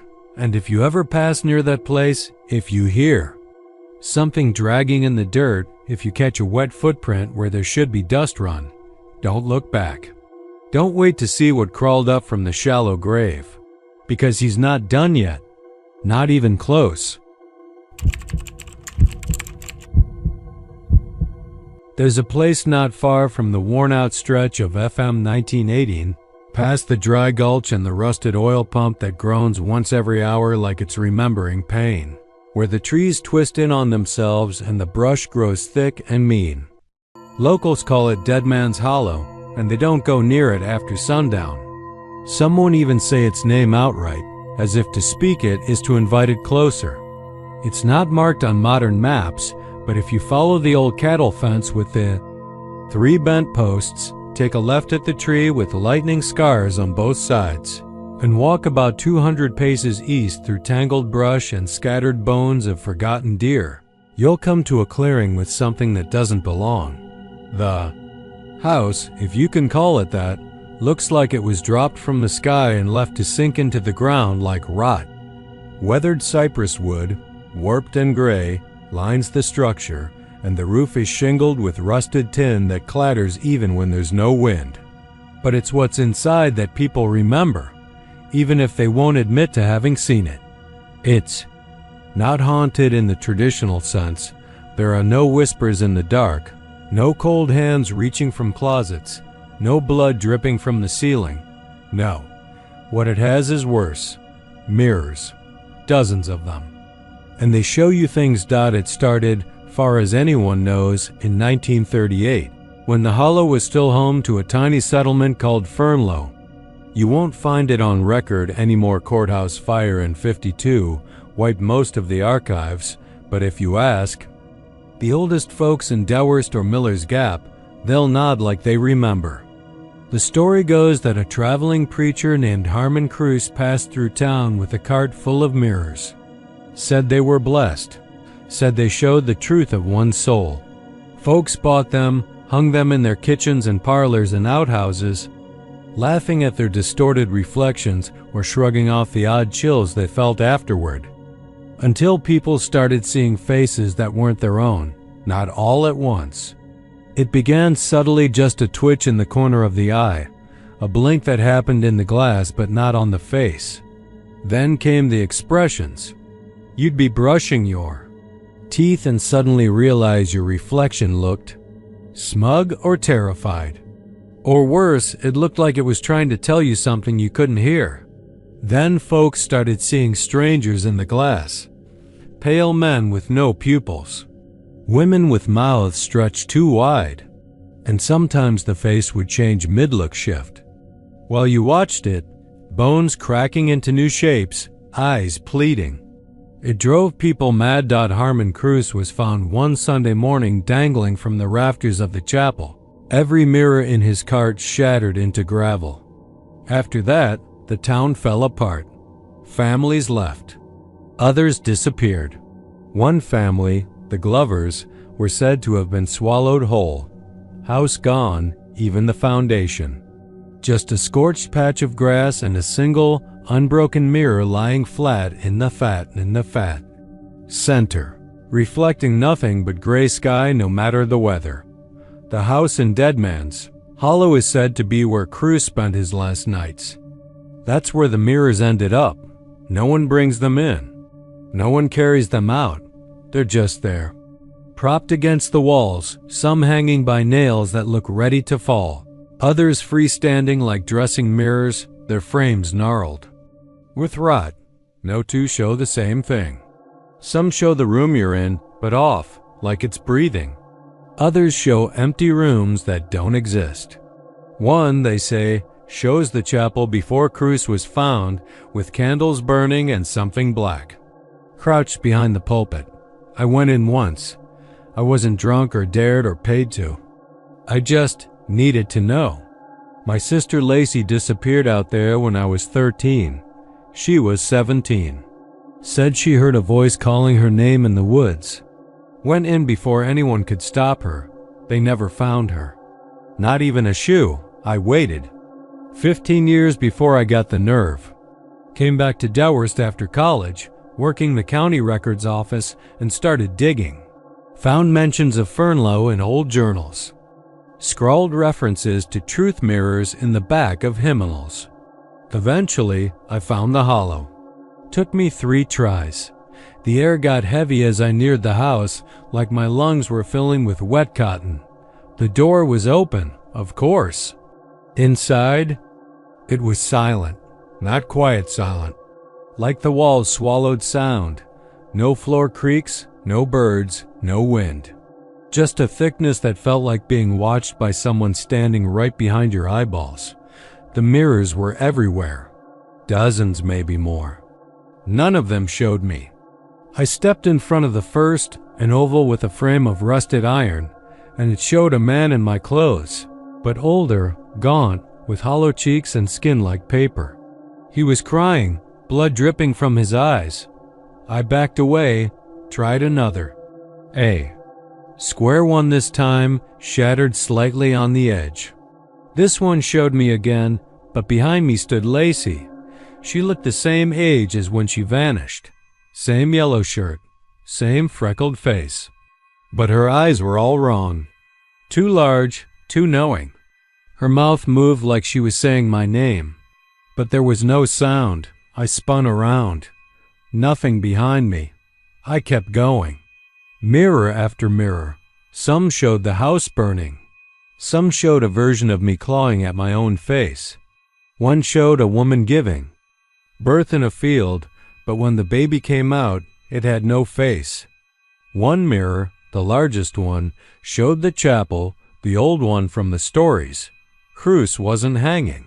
He was standing in the aisle, hands raised like a puppet on strings, mouth slack and open, and from it poured smoke. Behind him stood dozens of those faces, pale, unfamiliar, watching me. I screamed, I think, but it didn't echo. I tried to leave. The door was still open, but every time I passed a mirror, I saw a new version of myself, deformed, crying, burning, dead. Then one showed Lacey again. This time she was right up against the glass, hands pressed flat, mouth wide like she was screaming my name. Her eyes darted to the side towards something I couldn't see. Then I heard the voice, not from outside. From the mirror, a whisper that was also a growl. Trade. I ran. I didn't think. Just bolted through the door, stumbling over roots and branches and falling into the thorns. I didn't stop until I hit the fence line with the bent posts, and by then my legs were shredded and bleeding. That was 3 years ago. Since then, the mirrors have started showing up. Not in the hollow, I haven't gone back, but around town. One turned up in the church basement during a renovation. Another was found in a barn after a fire. A woman claimed she saw her dead son smiling at her in the mirror before she jumped off the grain silo. Kids say the football field lights flicker if you say Fernlow 3 times while looking into your phone's front camera. A sheriff's deputy shot himself in front of the locker room mirror after claiming it was showing him aging in real time. Me? I live alone. No mirrors in my house. None. I shave in the sink by feel. I black out the TV when it's off. But sometimes I see her anyway. In the glare off my coffee. In the curve of a window at night, Lacey, just watching. Still 17. Still silent. And every time her mouth moves the same way, trade. Trade. The mirrors in Dead Man's Hollow don't show reflections. They show debts unpaid. They show the faces of those left behind, twisted and stretched, looking for someone to take their place. I think the town knows it. I think the land remembers. That's why the faces change. They're looking for the next one. And someday, one of those mirrors will show your face. Not as you are, but as you will be when they find you, because they always do. There's a stretch of land between the forks of the Brazos River where the map says Dead Elm still stands, though most folks driving through wouldn't notice anything strange if they didn't stop. The houses look clean enough from the road. The fences don't sag much, and the gas station's still open, though it only pumps regular and closes up before dark.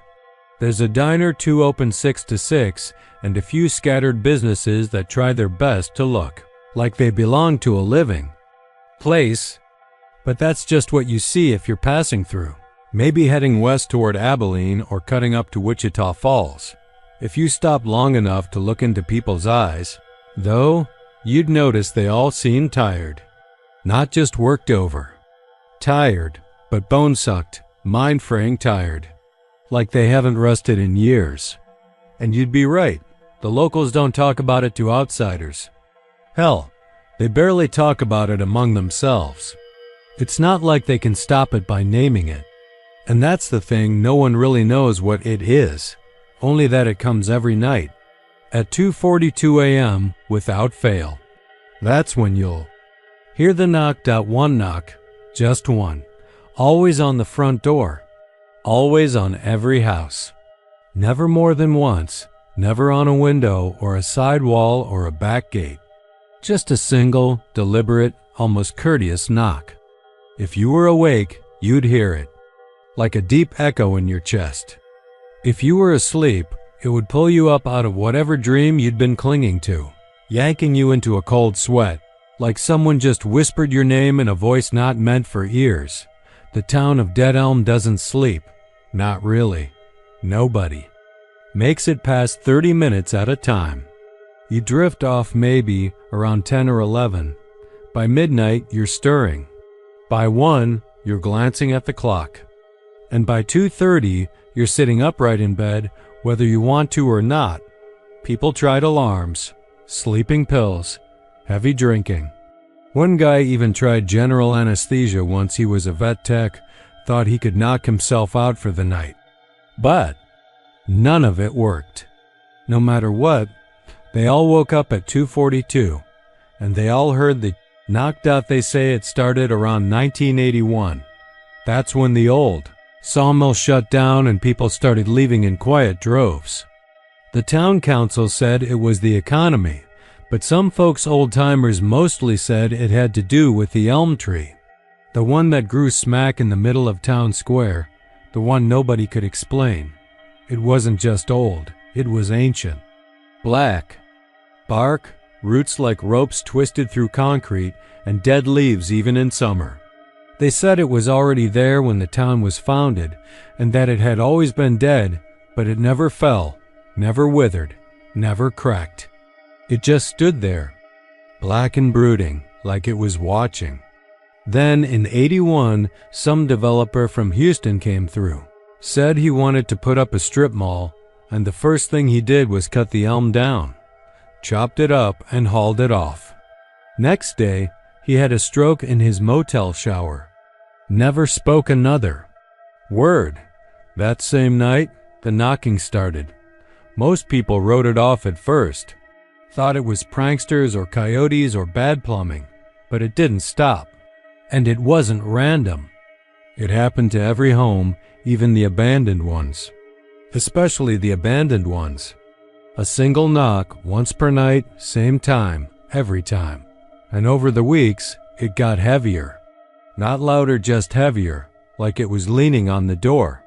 Like whatever was knocking didn't need to knock. It was just being polite. By the end of the first month, no one was sleeping through the night. Kids started crying in their sleep. Dogs howled at doors and wouldn't come inside.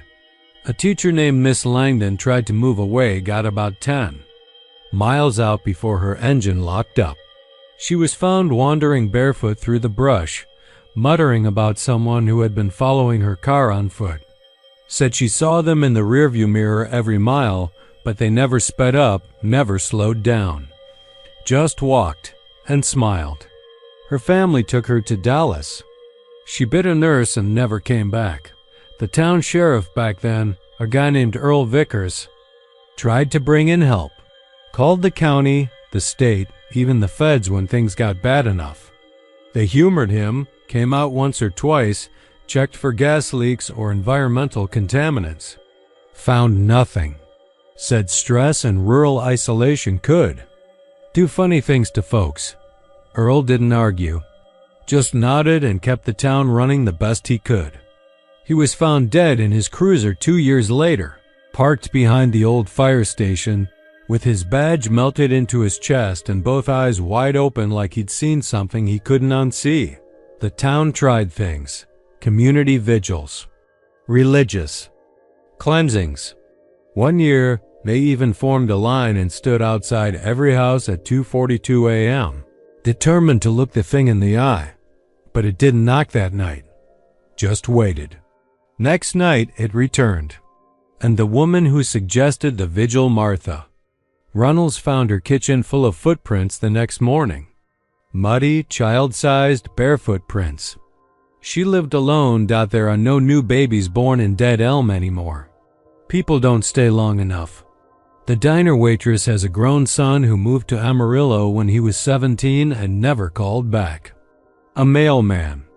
Retired in 1999 and burned his house down before he left. Said he wasn't giving it another door to knock on. The school closed in 2008 when the last student dropped out. The last 2 churches sealed their doors in 2014 and haven't reopened. No one really dies anymore. Not naturally, at least. People either leave, or they vanish, or they lose themselves slowly and quietly, sitting on porches with glazed eyes, whispering things they don't remember saying. But the knocking keeps coming. Every house, every night. One knock. Just one. But that's all it takes. You try living like that, never sleeping more than a half hour at a time, never dreaming, never truly letting go of the waking world. Your mind starts to split in little ways. You forget how old you are. You lose track of days. You start seeing things out the corners of your eyes, shapes, movement, shadows that duck away the moment you try to look straight at them. You start wondering if it's even knocking at all, or if maybe it's always been inside and it's just trying to remind you. Sometimes people claim they've seen it. Not directly, just pieces. A long hand around the edge of a porch column. A leg stepping off a stoop. Once, a man named Corbin swore he opened the door before the knock and saw something standing in the fog. Said it wore a coat made of broken glass and had no face. Just a blank space where one ought to be, like fog trying to form a memory. He died 3 weeks later, screaming in his backyard, hands clawing at his own face. They buried him with gloves. On dead elm still gets mail, still pays taxes, still looks like a town that ought to be fine. But no one new moves in, not unless they're running from something worse, and even then, they usually figure out the mistake before the first week is over. Realtors don't list the homes anymore. The state stopped maintaining the roads. GPS systems don't quite route you through it, even though the highway's still there. It's like the place is trying to fall off the map, trying to disappear piece by piece. But the knocking never stops. And if you stay long enough, if you listen long enough, if you lose enough sleep to forget your own name, you'll start to understand. Something about it, something nobody ever really says out loud. It's not just going door to door. It's not just tapping to be let in. It's counting, keeping track, waiting for someone to answer. And maybe one night, someone will. They still talk about the way the sky looked the day they hung Eleanor Bishop. Not just the weather, but the sky, the hue of it. Sickly blue, like a bruise starting to heal. No wind, no birds. The town of Briar's End, tucked between the dying. Cotton fields and those clog-up cedar groves out past Hollow Road was never much for justice, but that day, they thought they had it. Or at least, they convinced themselves they did. Eleanor wasn't from Briar's End. She'd come there the year before, renting the house near the old feed mill where nobody else would live, not since the Carter twins died in their sleep with blood leaking from their ears and no clear reason why. People said Eleanor didn't act right from the start. Said she talked too soft, said she walked too slow, said her eyes were always a little too wet, like she was carrying around something she couldn't spit out. But the real problem started after the baptisms. One by one, folks started choking. Not on food, not on water, just choking. Like their own tongues were trying to kill them. It started with Billy Harrow's boy, then Mrs. Lemley at the diner, then the preacher mid-sermon. Mouths locked open, like something inside them had twisted the jaw clean backward and said, "You ain't closing that again." No one could. Figure it out. No fever, no infection. Just silence, gaping mouths, and terror behind the eyes. And right about that time, someone remembered something they'd heard Eleanor say to a crying baby on her porch. A lullaby, old, eerie, in a language no one quite knew. And at the end of it, she whispered a name, her own. Whispers turned into accusations, accusations into rope. They dragged her from her home the next morning, still in her nightgown, barefoot, hair loose and tangled. She didn't scream, didn't plead. Just stared at them like she was already somewhere else. They strung her up on the iron oak that grows out of the side of Briar Hill. Her last words, "Don't speak my name unless you want to taste silence forever." And they laughed. And then they kicked the stool out. Nobody's laughing anymore. The death stopped for a while after that. People relaxed, moved on, rebuilt, a little. But the fear never really left. It just turned into something else. Superstition, warning signs. School teachers stopped taking field trips near the hill. Teenagers dared each other to go sit under. The hanging tree at midnight but they never dared say her name, not even the first name. Not even a whisper of it. But kids grow up, new families come in. New people think they know better. That's how it always starts. Tommy Griggs was 17, played tight end for the Briars End Badgers, and thought he was invincible. Loud, arrogant, bored of small-town stories. Halloween night, him and a few others, Kelsey Monroe, twins, from Jasper Hill, and Danny Marks went up to the Iron Oak with a bottle of bourbon and one too many dares. The air was thick with the smell of cedar and the rotting leaf mush that soaked the ground out there every fall. They lit a fire, passed the bottle, and when Kelsey told the story half laughing, half-drunk Tommy leaned back against the twisted roots and said her name. Clear and loud and full of cocky grin, the laughter stopped. Just like that.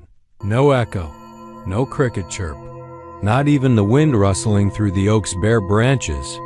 Just the sound of Tommy's teeth clicking, once, twice, then nothing. He stood up real slow, touched his mouth, tried to talk, but nothing came. His jaw hung open like it had disconnected itself from the rest of him. The others said he tried to scream, but it only came out like a broken air conditioner low, wheezing, constant. And then he ran. They say he hit the tree line so hard he left blood on the bark. He was never found, only his tongue, and that was just the start. People who said the name, even by accident, started waking up with locked jaws, cracked teeth, and black welts crawling down their throats like bruises that spelled something. No doctors could explain it. No dentists could fix it. Even muttering it in sleep seemed to be enough. Some folks started sleeping with their mouths sewn shut, just in case. Others left town, fast. The ones who stayed learned to speak carefully. Real carefully. No one knows exactly what she was. Some said witch. Others said something older. A wronged soul given power by the land itself, by the history soaked into the dirt around Briar's End. Some say the tree where they hung her had roots deeper than hell and branches that never rotted, because someone fed it from beneath. Lydia Barnes, the town librarian, started collecting the names of the afflicted. She kept a journal in her attic, each entry dated and handwritten, with a red string looping around each name like a snare. I saw it once. She showed me after too many bourbons and a long night filled with thunder that didn't break. The list had dozens of names, many I recognized. Some I didn't. A few had crosses marked beside them, the dead ones. But what chilled me most was the blank space at the bottom, a big space. As if she knew more were coming, and they did. The mailman, the woman who ran the bakery, the school principal, a 5-year-old who didn't know better and whispered it into her dolls. Here during playtime, they all went silent, and when they buried them, every coffin had scratch marks on the inside. Deep ones, like they'd been awake the whole time, trying to scream, trying to beg. But mouths that wouldn't close couldn't form words. Some nights, if the wind is just wrong enough and you're standing near Briar Hill, you can hear them. The ones who said her name, the ones who didn't believe. Breathing, just barely, like wind through cracked teeth. A hush-hush whisper of suffering. A warning no one's listening to anymore. I left Briar's End last winter. Couldn't stay. Not after Lydia vanished. Not after I found her journal on my porch, pages ripped out and blood on the binding. But I kept the last one she wrote. Not sure why. Maybe because it wasn't written in her hand. It just had my name. And underneath it, written in dried brown ink, don't say her name, not even in thought. She hears that, 2 dots, so I don't. I haven't. I won't. But if you're reading this and your mouth just started feeling stiff, if your jaw aches and you can't quite swallow, you might have already said it. There's a pine grove outside the town of Barrett Hollow. just past the rail tracks that split off from County 9, where the trees grow so close you can't walk through them without your coat catching on bark. Locals call it Widow's Pine, named after the burial ground inside it, an old forgotten cemetery where most of the town's earliest settlers were buried back in the 1800s, long before anyone put up streetlights or paved roads. People say the land was cursed before the first coffin even touched the soil, that the pines were always too quiet, that the air never moved there, even when storms pushed through with torn branches and howling wind. I never believed that kind of talk growing up. I thought it was the sort of spooky nonsense kids made up to scare each other during campouts and dare games. But I know better now. I saw those lights myself, and I saw what walked between them. I first noticed them the summer I came back to Barrett Hollow to take care of my father's affairs. He'd passed quietly in his sleep, and I hadn't been home in almost 15 years, so the house felt like walking into a memory that had turned yellow and soft around the edges. The paint was peeling, the refrigerator hummed like it was on its last leg, and the dust on the windowsills could have been swept with a shovel. I wasn't planning to stay long, just sell the place, sign off on the paperwork, and head back to Austin, but I needed time to go through his things, and the nearest motel was filled with oil workers on some job up near Delmore. So I stayed. On the third night, I couldn't sleep. Maybe it was the quiet, or the way the house settled like it was breathing in the dark. I found myself walking out onto the back porch around 2 in the morning, just watching the sky, which had that thick, low-cloud look like it was holding something back. That's when I saw it, the faint orange flicker of light deep in the bite. Pines across the field behind our house. Not just one, but several, like a procession winding between the trees. At first, I thought it might have been kids screwing around with lanterns or flashlights, but the lights weren't moving like handheld torches. They drifted slow and smooth, never jerking, never stopping, and they floated just above the ground. Too steady for someone walking on uneven forest floor. They made no sound, no crunch of leaves or snapped twigs. Just light. The field used to belong to old Mr. Keene, but his barn collapsed back in the 90s and no one ever rebuilt it. Beyond that was the Grove Widow's Pine, and somewhere in its center, the cemetery. I remember going there once as a kid, maybe 11 or 12, on a dare from Tommy Rawls. We only made it to the first few headstones before we heard something that sounded like whispering in the trees and bolted. No one ever mowed the grass. Out there, no one trimmed the trees. It just kept swallowing itself. By morning, the lights were gone. I asked around at Edna's Diner the next day, mentioned seeing something strange in the woods, and the conversation turned to stone. I mean that literally. Folks froze. Edna herself stopped wiping the counter and just gave me this long, careful look like I'd stepped on sacred ground. She told me not to go near that place after dark, that the lights in Widow's Pine had been seen for generations. Always the same color, always the same slow drifting, never any source, never any explanation. She said one man, a fool named Riley Finch, once tried to follow them. Disappeared in 1967. All they ever found was his hat snagged on a low branch and drag. Marks through the needles leading toward a sunken grave that hadn't been there the day before. That night I stayed up late again, sitting on the porch with a thermos of coffee and a camera, thinking maybe I could catch them on film. I'm not one of those ghost hunting types, but I figured if there was a rational explanation, maybe swamp gas, headlights from a road I couldn't see, some kind of wildlife, I'd see it through the lens. Around 2:11 a.m., the lights came. Back, 4 of them. They hovered just outside the edge of the pines, like they were watching me. My camera wouldn't turn on. Dead battery, though I'd charged it the night before. I grabbed my phone, same thing, black screen. I couldn't even get the flashlight to flicker. It was like something was pulling the power right out of the air. That's when I heard the footsteps, slow, crunching, coming from the field. But the lights didn't move. They stayed floating, calm as ghosts, while something heavy and limping stepped closer. I don't scare easy, but I went inside and locked the door, and I slept with a kitchen knife on the nightstand like I was 10 years old again. The next morning, I walked out to the edge of the field. There were no boot prints, no animal tracks, but I saw something else small. Impressions in the tall grass, like someone had been dragging a heavy bag behind them. The trail ended at the tree line, and beyond that, widow's pine.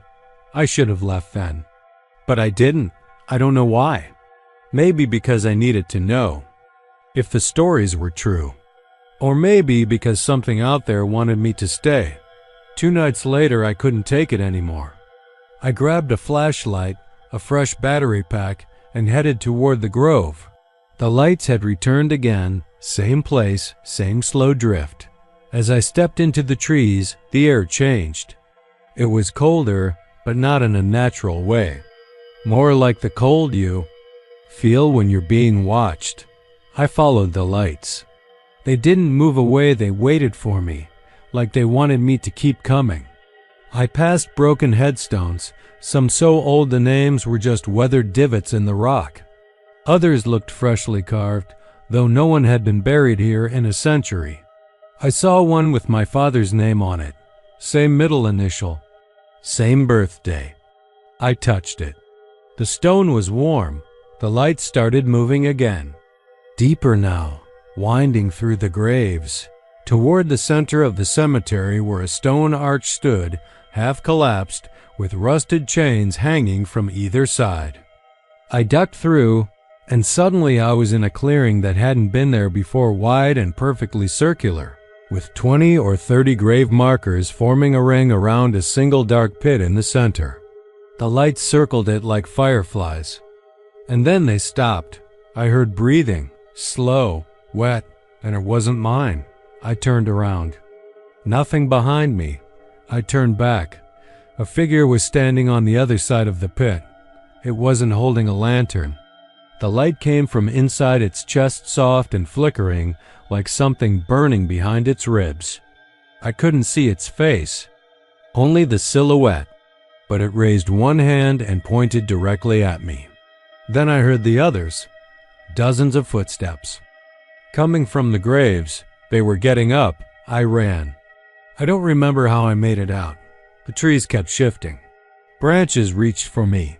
The lights followed, close to my heels, their glow turning red now, like hot coals instead of flame. I didn't stop until I burst out of the woods and fell flat on the grass behind the house, gasping, sweating, shaking. The next morning I went back to the clearing. It wasn't there. No arch. No pit, just a thicket of brambles and fallen branches.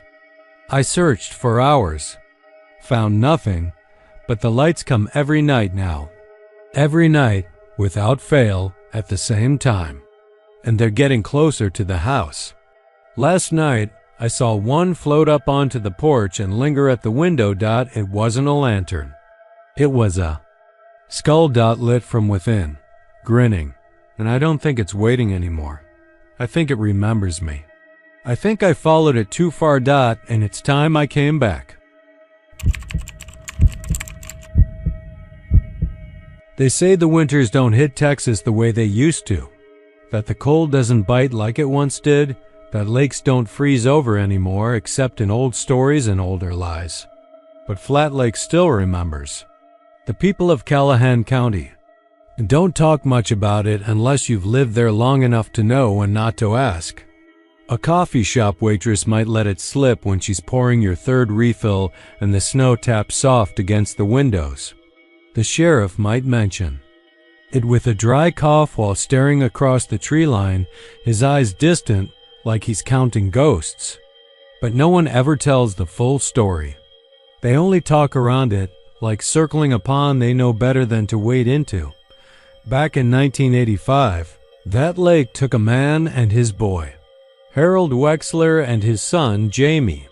They lived in a house off County Road 9, the last one before the forest thickened. and the lake spread like a lazy grin behind it. Harold was a quiet man, worked overnights at the Cotton Gin and kept to himself otherwise. Jamie was 8. A good kid, folks said. Always with a backpack full of comic books, always skipping stones. Across the lake in the afternoons like it owed him wishes. It was early January when it happened. The kind of cold that makes your bones feel like glass. The lake had frozen hard, not just with a skin of ice, but thick and white all the way across. People said you could drive a truck on it, though no one tried. Jamie went out onto the lake that morning, looking for one of the ducks that had frozen mid-flight and fallen like a stone. Harold must have seen him from the kitchen window because he came running out not long after. They say the boy fell through first, right in the middle where the ice was thinnest. Harold didn't hesitate, he just ran onto the ice and dove in. After him, neither came back up. They dragged the lake for days. Divers, boats with long hooks, even dogs sniffing along the banks. Nothing. The sheriff at the time, McHenry, called it off by the end of the week. Said the current probably carried them under, deeper than any rope could reach. The lake was deeper than most folks realized. There were stories about sinkholes down there, tunnels that hadn't seen light in 1,000 years. Some said the water was older than the land around it. What made it worse was that neither of their bodies ever surfaced. It was like Flat Lake had swallowed them whole and decided not to spit them back out. The Wexler house sat empty after that, the kind of empty that seeps into the walls and curls up in corners. By spring, the roof had already started to cave. No one wanted to buy it. No one wanted to walk near the lake either. It was like grief hung thick over the place, a silent weight no one could brush off. 40 winters passed. Some colder than others, but never cold enough to freeze the lake solid again. That was until last year. December came sharp and mean. Early frost, black ice on the roads before Thanksgiving, and a storm system no one had forecast. The lake froze. Thick, like it remembered. The first person to see them was an old woman named Mrs. Langston. She lived in a trailer half a mile down the road and still walked her dog every evening. She told the sheriff she saw 2 figures out on the lake, walking hand in hand, the boy a little behind the man like he was being led. They were pale, not from the snow, but from something else like candle wax left out in the cold, she said. She knew it was them, knew it in her bones. Same faces, same gait. Harold's limp from a car wreck in '79. Jamie's slouch from the backpack he never seemed to put down. She even remembered the red mittens the boy always wore. She swore they were the same. The sheriff, now a man named Colby, drove out to Flat Lake the next morning. The snow was fresh and no one had walked across it. But halfway toward the center, there were tracks. Not deer, not boots. Bare feet. 2 sets, pressed into the snow and ice like they'd been burned in. Colby followed them as far as he dared, but the trail stopped near the center. Not faded, not softened, just ended. No scuffs, no sign of turning back. Like the 2 had walked halfway out into Flat Lake and vanished. That's when the dream started. Not just one person. Not just once. Half the county had them. They varied in detail, but the core remained. A man and a boy, dripping wet, knocking on doors. Always at night. Always asking the same thing. Have you seen our house? Some folks said they opened their doors in the dreams. Said they followed them down driveways that stretched too long, over fields that didn't belong there, into woods that hadn't existed in years. And every time the lake appeared, flat, frozen, moonlit, and the man would point toward the middle. One woman woke screaming, her bedsheets soaked through as if she'd slept underwater. Another, a rancher named Ellis, shot up from his chair one morning and claimed he'd been walking across the lake for hours, that the boy had led him to a hole in the center and asked him to jump in. Ellis never came back to town. Left a note. Said the lake remembered, and now so did he. The thing is, people started seeing more than just footprints. On the coldest nights, lights flickered across the ice, like lanterns swinging or reflections where no one stood. Then the scratching started. Soft at first, like fingernails on glass. Folks who lived closer to the lake said they heard it most nights around 2 a.m. slow drag across the ice, circling the edge of the lake like something was pacing beneath the surface. Dogs wouldn't go near the water anymore. One girl's German shepherd bit through its own leash trying to run from the shore. Then came the night that broke it all. Teenager named Casey Moore went missing on New Year's Eve. Last seen walking toward Flat Lake on a dare, bundled up but drunk, shouting that he'd make it to the center and back before midnight. His footprints made it halfway. His phone was found near the ice hole that had only just begun to thaw. It was still recording, battery clinging to its last few seconds. The video's grainy, but you can hear it. Footsteps, then breathing, then soft, almost sweet a child's voice. We found it. Then static. The town doesn't go near Flat Lake now. They put up a sign, private property, keep out, but no one needed the warning. Every winter since, even if the ice doesn't come, the dreams do. The knocks, the whispers, the scraping. One man swears he saw Harold standing in the reflection of his bathtub. Another said Jamie followed him into the garage, smiling, his red mittens dripping as he reached for the chain on the light. They buried empty coffins for the Wexlers. But the truth is, Flat Lake never let them go.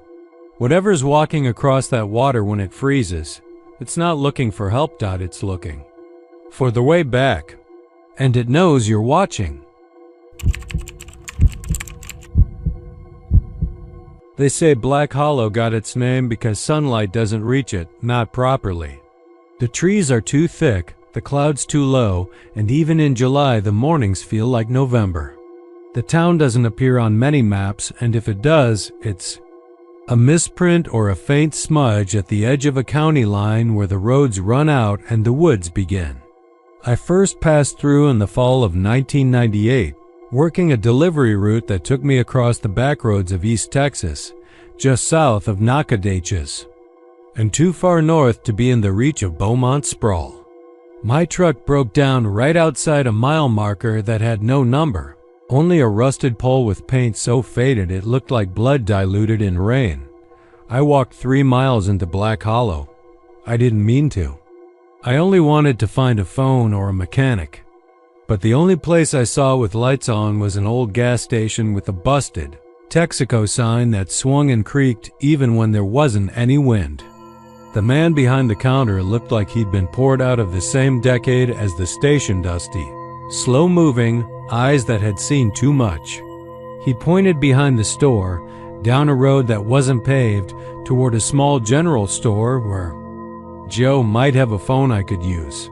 I thanked him, and as I turned to leave, he said, "If you hear the bell, don't stop walking." I didn't ask. Something about the way he said it made me think twice.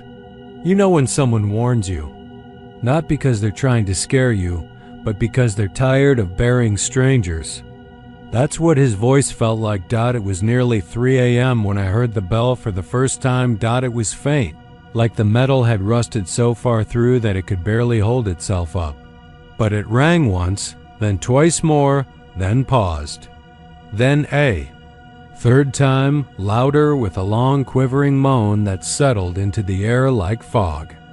I stopped in the middle of that dirt path and turned around, expecting maybe some farmhouse was nearby, or a clock tower, or a church tucked away behind the trees, but there was nothing.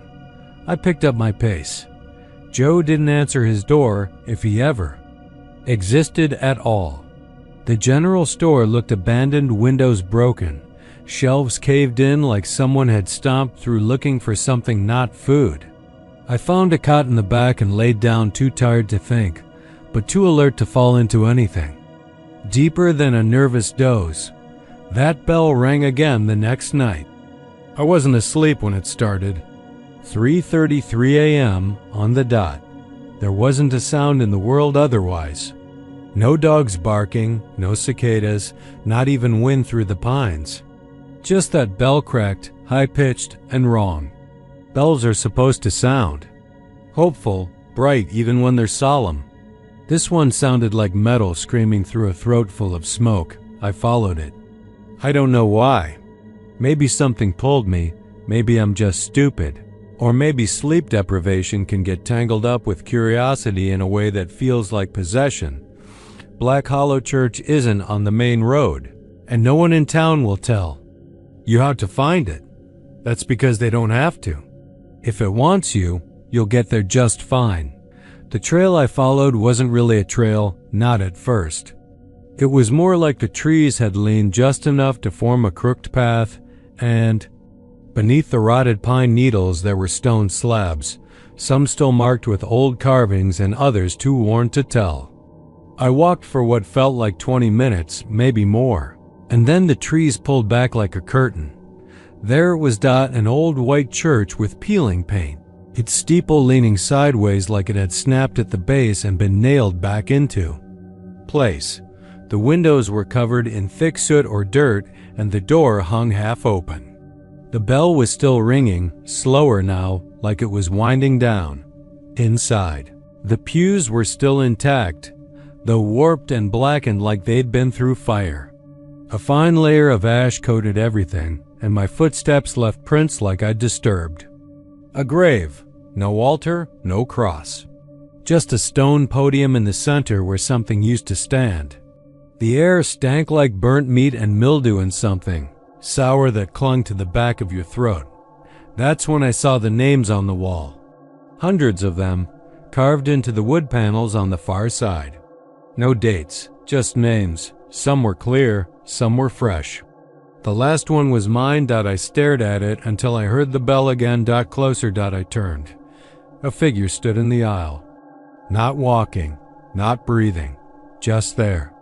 A woman in what might have been a choir robe once, the fabric scorched around the hem. Her face was shadowed, but I saw her eyes wide, lidless pupils so white they glowed faintly in the dark. She didn't move toward me, but the air around me started to hum like wires strung too tight. I backed out. Slowly, keeping my eyes on her, never blinking. My boot hit the edge of a pew and I nearly tripped, but I caught myself. She hadn't moved, but now there were more figures in the pews. Faces slumped forward, hands on laps. Silent, like they'd been waiting for the sermon to begin. I left. Ran through the woods like hell was on my heels, didn't care if I got lost. I broke through the tree line near the Texaco and collapsed on the pavement, breath gone, heart hammering. The man behind the counter was still there. Same expression. He didn't ask what happened. Just handed me a bottle of water and said, "You heard it again, didn't you?" I nodded. He looked down, jaw tight. That church don't ring on its own. It rings for the ones it claims. I asked him what that meant, but he wouldn't answer. Just muttered something about the old congregation that burned alive in 1932, doors nailed shut, fire started in the basement. Something about a pastor that never left. I left town that morning, towed my truck myself. Never came back, but I've heard it since. The bell in dreams at first. Always at 3:33 a.m. Then waking up with ash on my sheets, footprints leading to my door and stopping there. Then the call's no number, just silence when I answer. Last night, the bell rang from my backyard, and I knew I'd run out of time. I'm writing this from a motel 3 states away. Doesn't matter. I'll hear it again tonight. Maybe you will too, if your name's on the wall now. Maybe you wandered too close, heard that cracked ringing, and looked back when you shouldn't have. Maybe you asked too many questions about places people forgot on purpose. If you hear the bell, don't go looking. Don't answer the knock. Don't speak to the ones in the pews, because it rings only when it's already too late. It had rained the night before they found it. The kind of rain that doesn't just soak through your jeans but sinks into your bones. In Cypress Loop, that mattered more than usual. The clay out here doesn't just take water, it swells with. It breathes with it. And when it gives it back, it gives it slow. The grave was at the far end of the cemetery, behind the old pecan trees, where the grass dies off and the weeds stand guard like they're keeping secrets. It was too neat. The mound too fresh. No tracks, no tire marks, no spade cuts in the dirt. Just a clean oval of turned earth, like it had been exhaled out of the ground rather than dug into it. Jimmy Redfield found it. Jimmy wasn't all there anymore. Not since the war and not since his wife passed last spring. Most folks in Cypress Loop waved kindly at Jimmy and kept walking. He spent his days wandering the outskirts, talking to the crows and checking the old cemetery fence line. He called it his patrol. Said the dead liked to know someone still cared. When Jimmy saw the grave, he stood staring at it for nearly 15 minutes. He later said it wasn't the dirt that bothered him, it was the smell. Not rot, but something colder. Like a basement that had never seen sunlight. Like something old waking up. He got the sheriff like any good citizen would, and by noon there were 6 men and a backhoe standing over it, scratching their heads. Sheriff Donovan didn't like things he couldn't explain. He was a straight shooter, practical, and old enough to remember when the town still had 2 hardware stores and a movie house. He'd seen pranks, sure. He'd seen graves dug by teenagers, and even once by a pair of drunk idiots who thought they were ghost hunting. But this wasn't that. The grave was too deep, too symmetrical, and most importantly, too silent. No rustling leaves, no bird song. Even the wind seemed to stop at the edge of the plot. They opened it just before sundown. That was mistake number 1. They expected a coffin. Maybe empty, maybe not, but what they found was something else. It was a pine box, all right, but old, weathered, and stained. The nails dark with rust and too warped to have come from the town's current lumberyard. When they pulled the lid open, the body inside blinked. He was alive. Pale. Mouth stitched shut with something black and thick, like fishing line soaked in ash. His arms crossed on his chest like he'd been posed. His eyes, those dull, wet eyes, moved back and forth, tracking every face above him. But he didn't scream. He couldn't. He just lay there and trembled, like something was shaking him. From the inside, they rushed him to the clinic. Sheriff Donovan told the gravediggers to cover it back up for now. "We'll deal with the weird after we deal with the living," he'd said. But that night, the man was gone. Nurse Ellie had been on duty. She swore she didn't take her eyes off him. Said she was sitting right there, reading her book, when she heard a sound like fingernails tapping glass. And when she looked up, he wasn't in the bed anymore. No blood, no footprints. Just the faint outline of a handprint on the window on. The outside word spread quick. Cypress Loop doesn't do secrets well. By morning, folks were locking their doors in broad daylight. Fathers told their kids to stay inside. Old ladies double-latched screen doors that had hung open for 20 years. Because the next day, there was another grave. This one wasn't in the cemetery. It was in the backyard of a house that hadn't had a resident in over a decade. And just like before, it was neat, fresh, damp, and inside another living man. Young, this time. Wide-eyed and gagged with dirt-stained cloth. When the deputies pulled him out, he flailed like a drowning man, clutching at the air like something was still dragging him down. His fingernails were bloodied, and his wrists had bruises that looked like handprints. He didn't speak English. The translator they brought in from Austin said he was Honduran. Said he'd been trying to cross the border. Said he blacked out somewhere in Eagle Pass, and when he woke up, he was in the grave. Sheriff Donovan started looking through town records. Missing persons, burials, old property deeds. He called in favors from the county and pulled maps from before the town even had streetlights. He found something that made his hands go cold. There was a third grave site marked on an old map, one that didn't exist anymore. Buried under the new post office dot, he told Jimmy first. Maybe because Jimmy understood the dead. Maybe because he was the only one left who remembered how the town used to whisper about the old loop, how the first settlers here had come looking for oil and found something else. Jimmy nodded and said only, "They're coming home." The third grave showed up 3 nights later.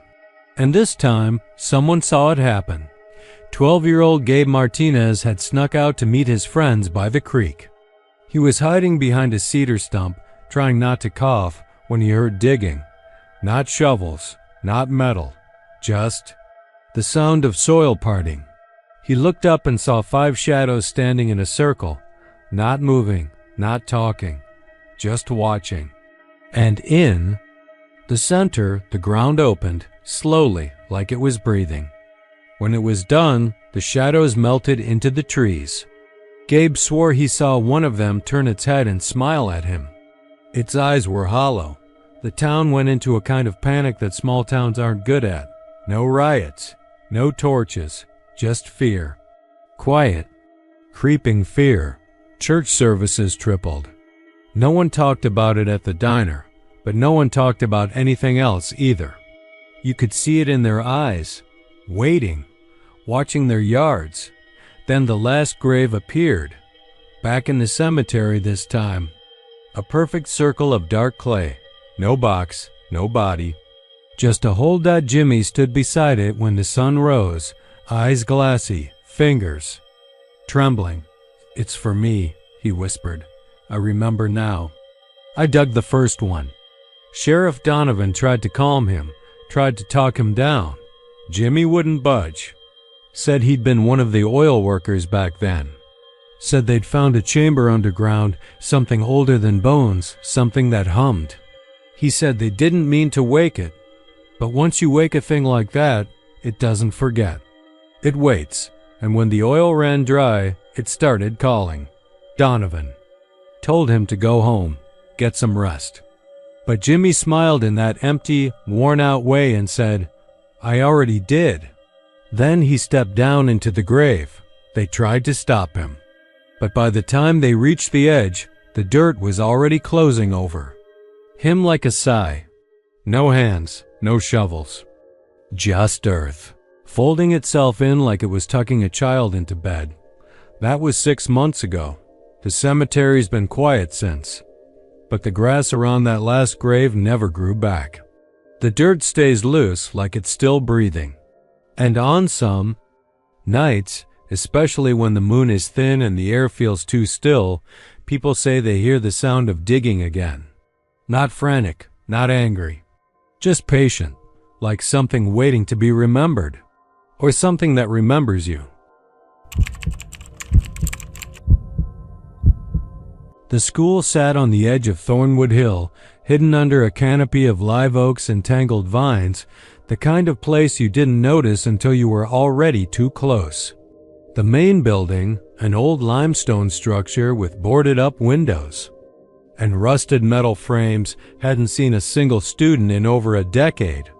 They closed it down after the gas leak, or at least, that's the version most people could repeat without shifting uncomfortably.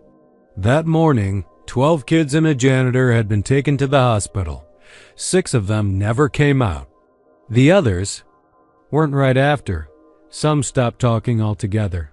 One tried to hang himself with a jump rope during recess a week later. One just wandered into the woods behind the gym and was never seen again. The rest of the school year was canceled. By fall, Thornwood Elementary was shuttered and left to rot. I moved to Thornwood Hill a year ago. I didn't grow up here. I didn't know about the school or the gas leak or what people whispered behind closed doors. I just saw a quiet Texas town with cheap property and a place that felt isolated enough for me to write without distractions. I was coming off a divorce, a dead-end editing job in Dallas, and more nights than I care to remember sitting alone on my porch wondering where the hell the time had gone. The house I bought was at the bottom of the hill, close enough that I could see the old school building if I stood on my back steps. I didn't think much of it at first. Just another relic. Another place left behind. It was a Tuesday when I first heard the bell. I just poured my coffee and stepped outside to feed the stray tabby that kept showing up on my porch. The sun was low, burning off the morning fog, and the cicadas were still half asleep. Then, cutting through the silence, came the sound, sharp, metallic, unmistakable. A school bell. Not a chime or a recording, but a real, mechanical bell. The kind that swings on a wheel and clangs in your teeth. It rang once, then twice more in quick succession. 7:45 a.m. on the dot. I checked my phone. The time matched. I just stood there, blinking in the sunlight, coffee forgotten, staring up toward that forgotten husk on the hill. I asked my neighbor, Mrs. Kendrick, about it later that day. She was in her 80s, had lived here since before the school was built. She blinked at me for a long second when I brought it up, her lips tightening. "It still does that sometimes," she said finally. "Ain't nobody figured out how. Power's been cut since '09. Town doesn't talk about it. You'd be wise to do the same." When I pressed her, she shook her head and changed the subject to church bake sales and arthritis. The message was clear, but I couldn't let it go. The next morning, I set my alarm for 7:30 and climbed the back hill through dew-soaked grass. By the time the sky had begun to lighten with that eerie pink-orange haze, I was crouched in a ditch near the outer fence of the schoolyard. The fence was chain-link, topped with rust and sagging in places. Beyond it, the courtyard was overgrown. The blacktop cracked and veined with weeds. The old jungle gym was a twisted skeleton. The swings creaked even when the wind was still. Then it rang again, loud, echoing, as if someone had just pulled the rope from inside the main hallway. 3 times, just like before. There was no one there. I stood, heart pounding, trying to see through the dusty windows. The place was pitch dark inside, boards nailed in crosswise over each pane. But I could swear, just as the final clang faded, I saw something move past the entrance. A shadow, long and jerky, like someone limping through water. That's when I started having the dreams. In the first one, I was back in school myself. 3rd grade, maybe. The kind of dream where everything feels a little too sharp, too vivid, fluorescent lights that buzz and flicker, the smell of pencil shavings and floor wax and wet coats. I was sitting at a desk with names carved into it, listening to a teacher. I couldn't see, only feel. I couldn't move. Couldn't even turn my head. But I knew, deep down in my chest, in that place where real fear curls, that something was watching me from the coat closet in the back. Watching me, breathing hard, its fingers slipping between the slats in the door. I woke up sweating. And I started writing again, just a few lines at a time. Not stories, exactly, more like fragments. A girl with black eyes hiding in a supply closet. A bell that rang underwater. A boy with no skin standing behind the teacher's desk. They came to me like memories. Over the next few weeks, the bell never missed a morning. And every time it rang, I found myself a little closer to the school without meaning to. One morning, I woke up standing at the bottom of the hill, barefoot, my solace covered in mud. I had no memory of leaving the house. Another time, I found my car keys in the grass by the rusted flagpole. I stopped drinking. I locked my doors at night. I left the lights on. It didn't help. Then, one morning, the bell rang 6 times. That had never happened before. And this time, when it finished, I saw something crawl out of the main doors. Not walk, not stumble, but crawl, like it was dragging itself across broken glass. It was small, maybe the size of a child. But it was. Wrong. Too thin. Limbs bending the wrong way. It didn't have eyes, not really. Just two dark sockets that seemed to stretch too far, like someone had taken a chisel to a porcelain doll. It didn't see me. Or maybe it did, but didn't care. It dragged itself across the courtyard and disappeared behind the gym. I didn't sleep that night. The next day, the bell didn't ring. I waited. Watched the hill for hours. Nothing. That silence lasted for 3 days. Then, at 2:17 a.m. on a Saturday, it rang 12 times in a row. I sat bolt upright in bed, the sound rattling the window panes. And then I heard something far worse. Children's voices. Dozens of them. Laughing, screaming, running down the hill. I locked my door. I turned off the lights. I held my breath. And I waited, but nothing came. By morning, I couldn't take it anymore. I packed a duffel bag, got in my truck, and drove into town. I found the records office, banged on the glass until a sleepy clerk let me in. I told him I was a freelance reporter writing about old Texas schools, and I needed everything they had. On Thornwood Elementary, he raised an eyebrow, but he printed off what I asked for. The gas leak story was real, mostly. But there was more. The day before the gas leak, a substitute teacher had gone missing. Her name was Lydia Myers, 26, former special ed teacher in Abilene. The parents complained she was too strict, too cold. Some said she locked kids in closets when they misbehaved. One boy told his mother she made them sit in the dark and listen to the bell until they were quiet. The day she disappeared, her car was still in the lot. But no one ever saw her leave. They never found her body. When the school was cleared out and sealed, no one bothered to look inside the walls. At least, not officially. 2 weeks later, I went back up the hill with a crowbar and a flashlight. It was almost dawn when I got inside. The lock on the gym door was rusted through. I walked through the echoing corridors, past murals of smiling children with peeling faces and slogans about kindness curling off the walls like dead leaves. The air was thick, sweet with mold and something else.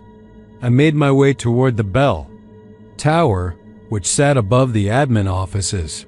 The ladder leading up was covered in grime and rat droppings. I climbed anyway. At the top, I found the mechanism still intact, gears, a pulley, a cracked rope still tied to the bell. No power, no electronics. But that wasn't the worst part. The worst part was the ring of tiny handprints smeared across the wall in something, dark and flaking. Hundreds of them. And at the center of the room, a child-sized desk, perfectly clean. Sitting upright behind it was a corpse, half mummified, dressed in a faded red cardigan, eyes wide open, mouth sewn shut. Pinned to the chest was a laminated name tag. Miss Lydia. I turned to run. I made it 2 steps before the bell rang once, without touch, without wind, so loud it nearly knocked me down the ladder. The corpse didn't move, but I swear I saw her lips twitch. Just slightly. I haven't been back since, but every morning without fail, at exactly 7:45 a.m., the bell still rings in Thornwood Hill. And now, sometimes, it rings for me. It started with the Patterson girl, 15 and quiet, the kind of child who kept her head down at the bus stop and always smelled faintly of old books. One morning in late September, she told her mother she heard breathing behind her bedroom. Wall, not rats, not wind. Breathing, like someone exhaling slow and steady just inches from her ear. Her mother, worn out and distracted, said it was probably the neighbor's dog scratching or the water heater groaning. That was the beginning. That's when Hollow Rock should have listened. The town was built fast and cheap after the oil boom. In the 70s, every house in that little cul-de-sac development cut from the same mold. Sheetrock walls, fiberglass insulation, thin wood beams, and lots of corners where sound could hide. They didn't think about that kind of thing back then.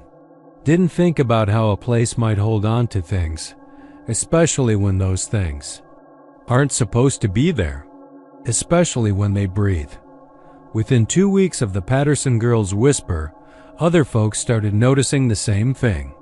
At first, just at night, a low, nearly imperceptible hush behind the drywall. Sometimes it was slow, like someone sleeping behind the walls. Sometimes it would quicken, like the invisible thing was scared or angry. The Dobbins boy said it sounded like someone panicking, gasping to get out. He ran out of his room crying and refused to go back in. His father, a bitter drunk who worked nights at the feed store, told him he was being soft and nailed the door shut to teach him a lesson. That night, the boy screamed for 4 hours straight. When his mother finally forced the door open with a tire iron, he was curled up in the farthest corner, eyes wide, fingernails bloody from scratching at the floor. He couldn't speak for days. When he finally did, he said they touched him through the wall. After that, people started cutting into the sheetrock. You'd think a rational person would call a pest control guy or maybe an electrician, but these folks weren't acting rational anymore. Something about the sound, the steady sighing, the muffled thumps, the subtle shifts of pressure against the walls, it did something to them. It made them obsessed. They used crowbars, hammers, screwdrivers, anything they could get their hands on. At first, they found nothing. Just insulation, wiring, maybe a dead rat or two. But then came the faces. The Millers were the first to see them. Sarah Miller was folding laundry in her hallway when she saw the drywall begin to bulge. Not break. Just gently push outward, as if someone on the other side was pressing their forehead against it. She called for her husband, but by the time he got there, it had smoothed out. Later that night, when she walked past again, she saw it. An impression of a face, not quite human. The proportions were just slightly wrong, the eye sockets too. Large, the mouth stretched wide as if it had been screaming for a very long time. The skin of the wall pulsed slightly, like lungs expanding. Sarah dropped her glass of wine and ran.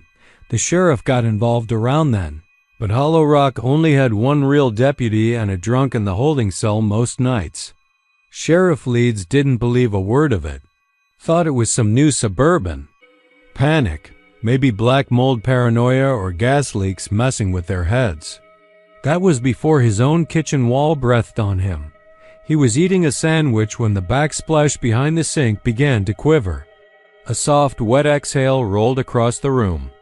He turned around and watched the tiles fog up, like someone had pressed their mouth against the other side and let out a slow breath. He backed away. The air felt thicker. Then something tapped the glass of the microwave door from inside the wall. Tap, tap, tap. 3 slow, deliberate knocks. Leeds left the house and never went back. Over the next month, Hollow Rock began to fall apart. Not in the usual way, not layoffs or foreclosures or sickness. It was the walls. The homes turned against their owners. People stopped sleeping. They stopped eating. They sat in their living rooms, eyes locked on drywall that shifted and pulsed like skin. Some tried to move out, but they found themselves drawn back like a string pulling tight around their chests. One man left for Abilene, made it 50 miles, then parked on the side of the road and walked back the whole way barefoot. When asked why, he said, "I could hear them breathing through the cornfields. It's not just the walls anymore." The sighs became whispers. The whispers became pleas. The pleas became threats. You could hear them if you stood very still. "Let us out. You were supposed to remember. We're still here." No one knew what it meant. The old folks talked about a cemetery that used to sit where the neighborhood now sprawled. Unmarked graves moved for a quick dollar. Some said the land was sacred. Others said it was cursed. But the developers never checked. They just paved it over and slapped up houses. The kind with thin walls and no soul. One by one, the faces became hands. They didn't just press now, they pushed. Fingers began to emerge, stretching the drywall into unnatural shapes. You'd walk into your den and see the curve of a knuckle rising from the wall. Someone reached out of a nursery wall and wrapped cold fingers around a crib leg. A woman in Hollow Rock's North End said she woke up with white plaster fingerprints bruised into her ankle. She moved in with her sister. Her old house burned down 3 nights later, but the firefighters swore there were no flames, just smoke, a lot of it. And a sound, they said, like someone sobbing from inside the walls. By Thanksgiving, the town was half empty. But the houses didn't stay dark. Lights flicked on in the windows. Shadows moved behind drawn curtains. One teenager, daredevil that he was, went inside an abandoned home on a dare. His friends said they waited outside for hours. He never came. Back out. When the sheriff finally opened the door, the house was empty. But all the walls were covered in faint outlines of hands pressed outward, dozens of them, child-sized, some missing fingers. Some pressed face-first. No one builds homes in Hollow Rock anymore. The real estate listings don't mention it. The maps don't mark it, but the houses are still there, quiet now. Sleeping. You can still drive past if you take the wrong turn off 281 near the old quarry. You'll know you're close because your ears will pop and the air will start to feel thick like walking through water. And if you park and roll down your window, you might hear it sighing. Soft and rhythmic. Inhale. Exhale. 1,000. Buried lungs pressed against plaster. They don't scream anymore. Screaming takes too much energy. They just breathe, waiting. And if you listen too long, you'll start to hear them whisper. You'll wonder what's behind your own walls. You'll lie awake at night, staring at the paint, straining to hear something just beneath the surface. And maybe, just maybe, your walls will side back. It always started with the wind, but not the kind that moved trees or rattled signs. It was quieter than that, almost like breath.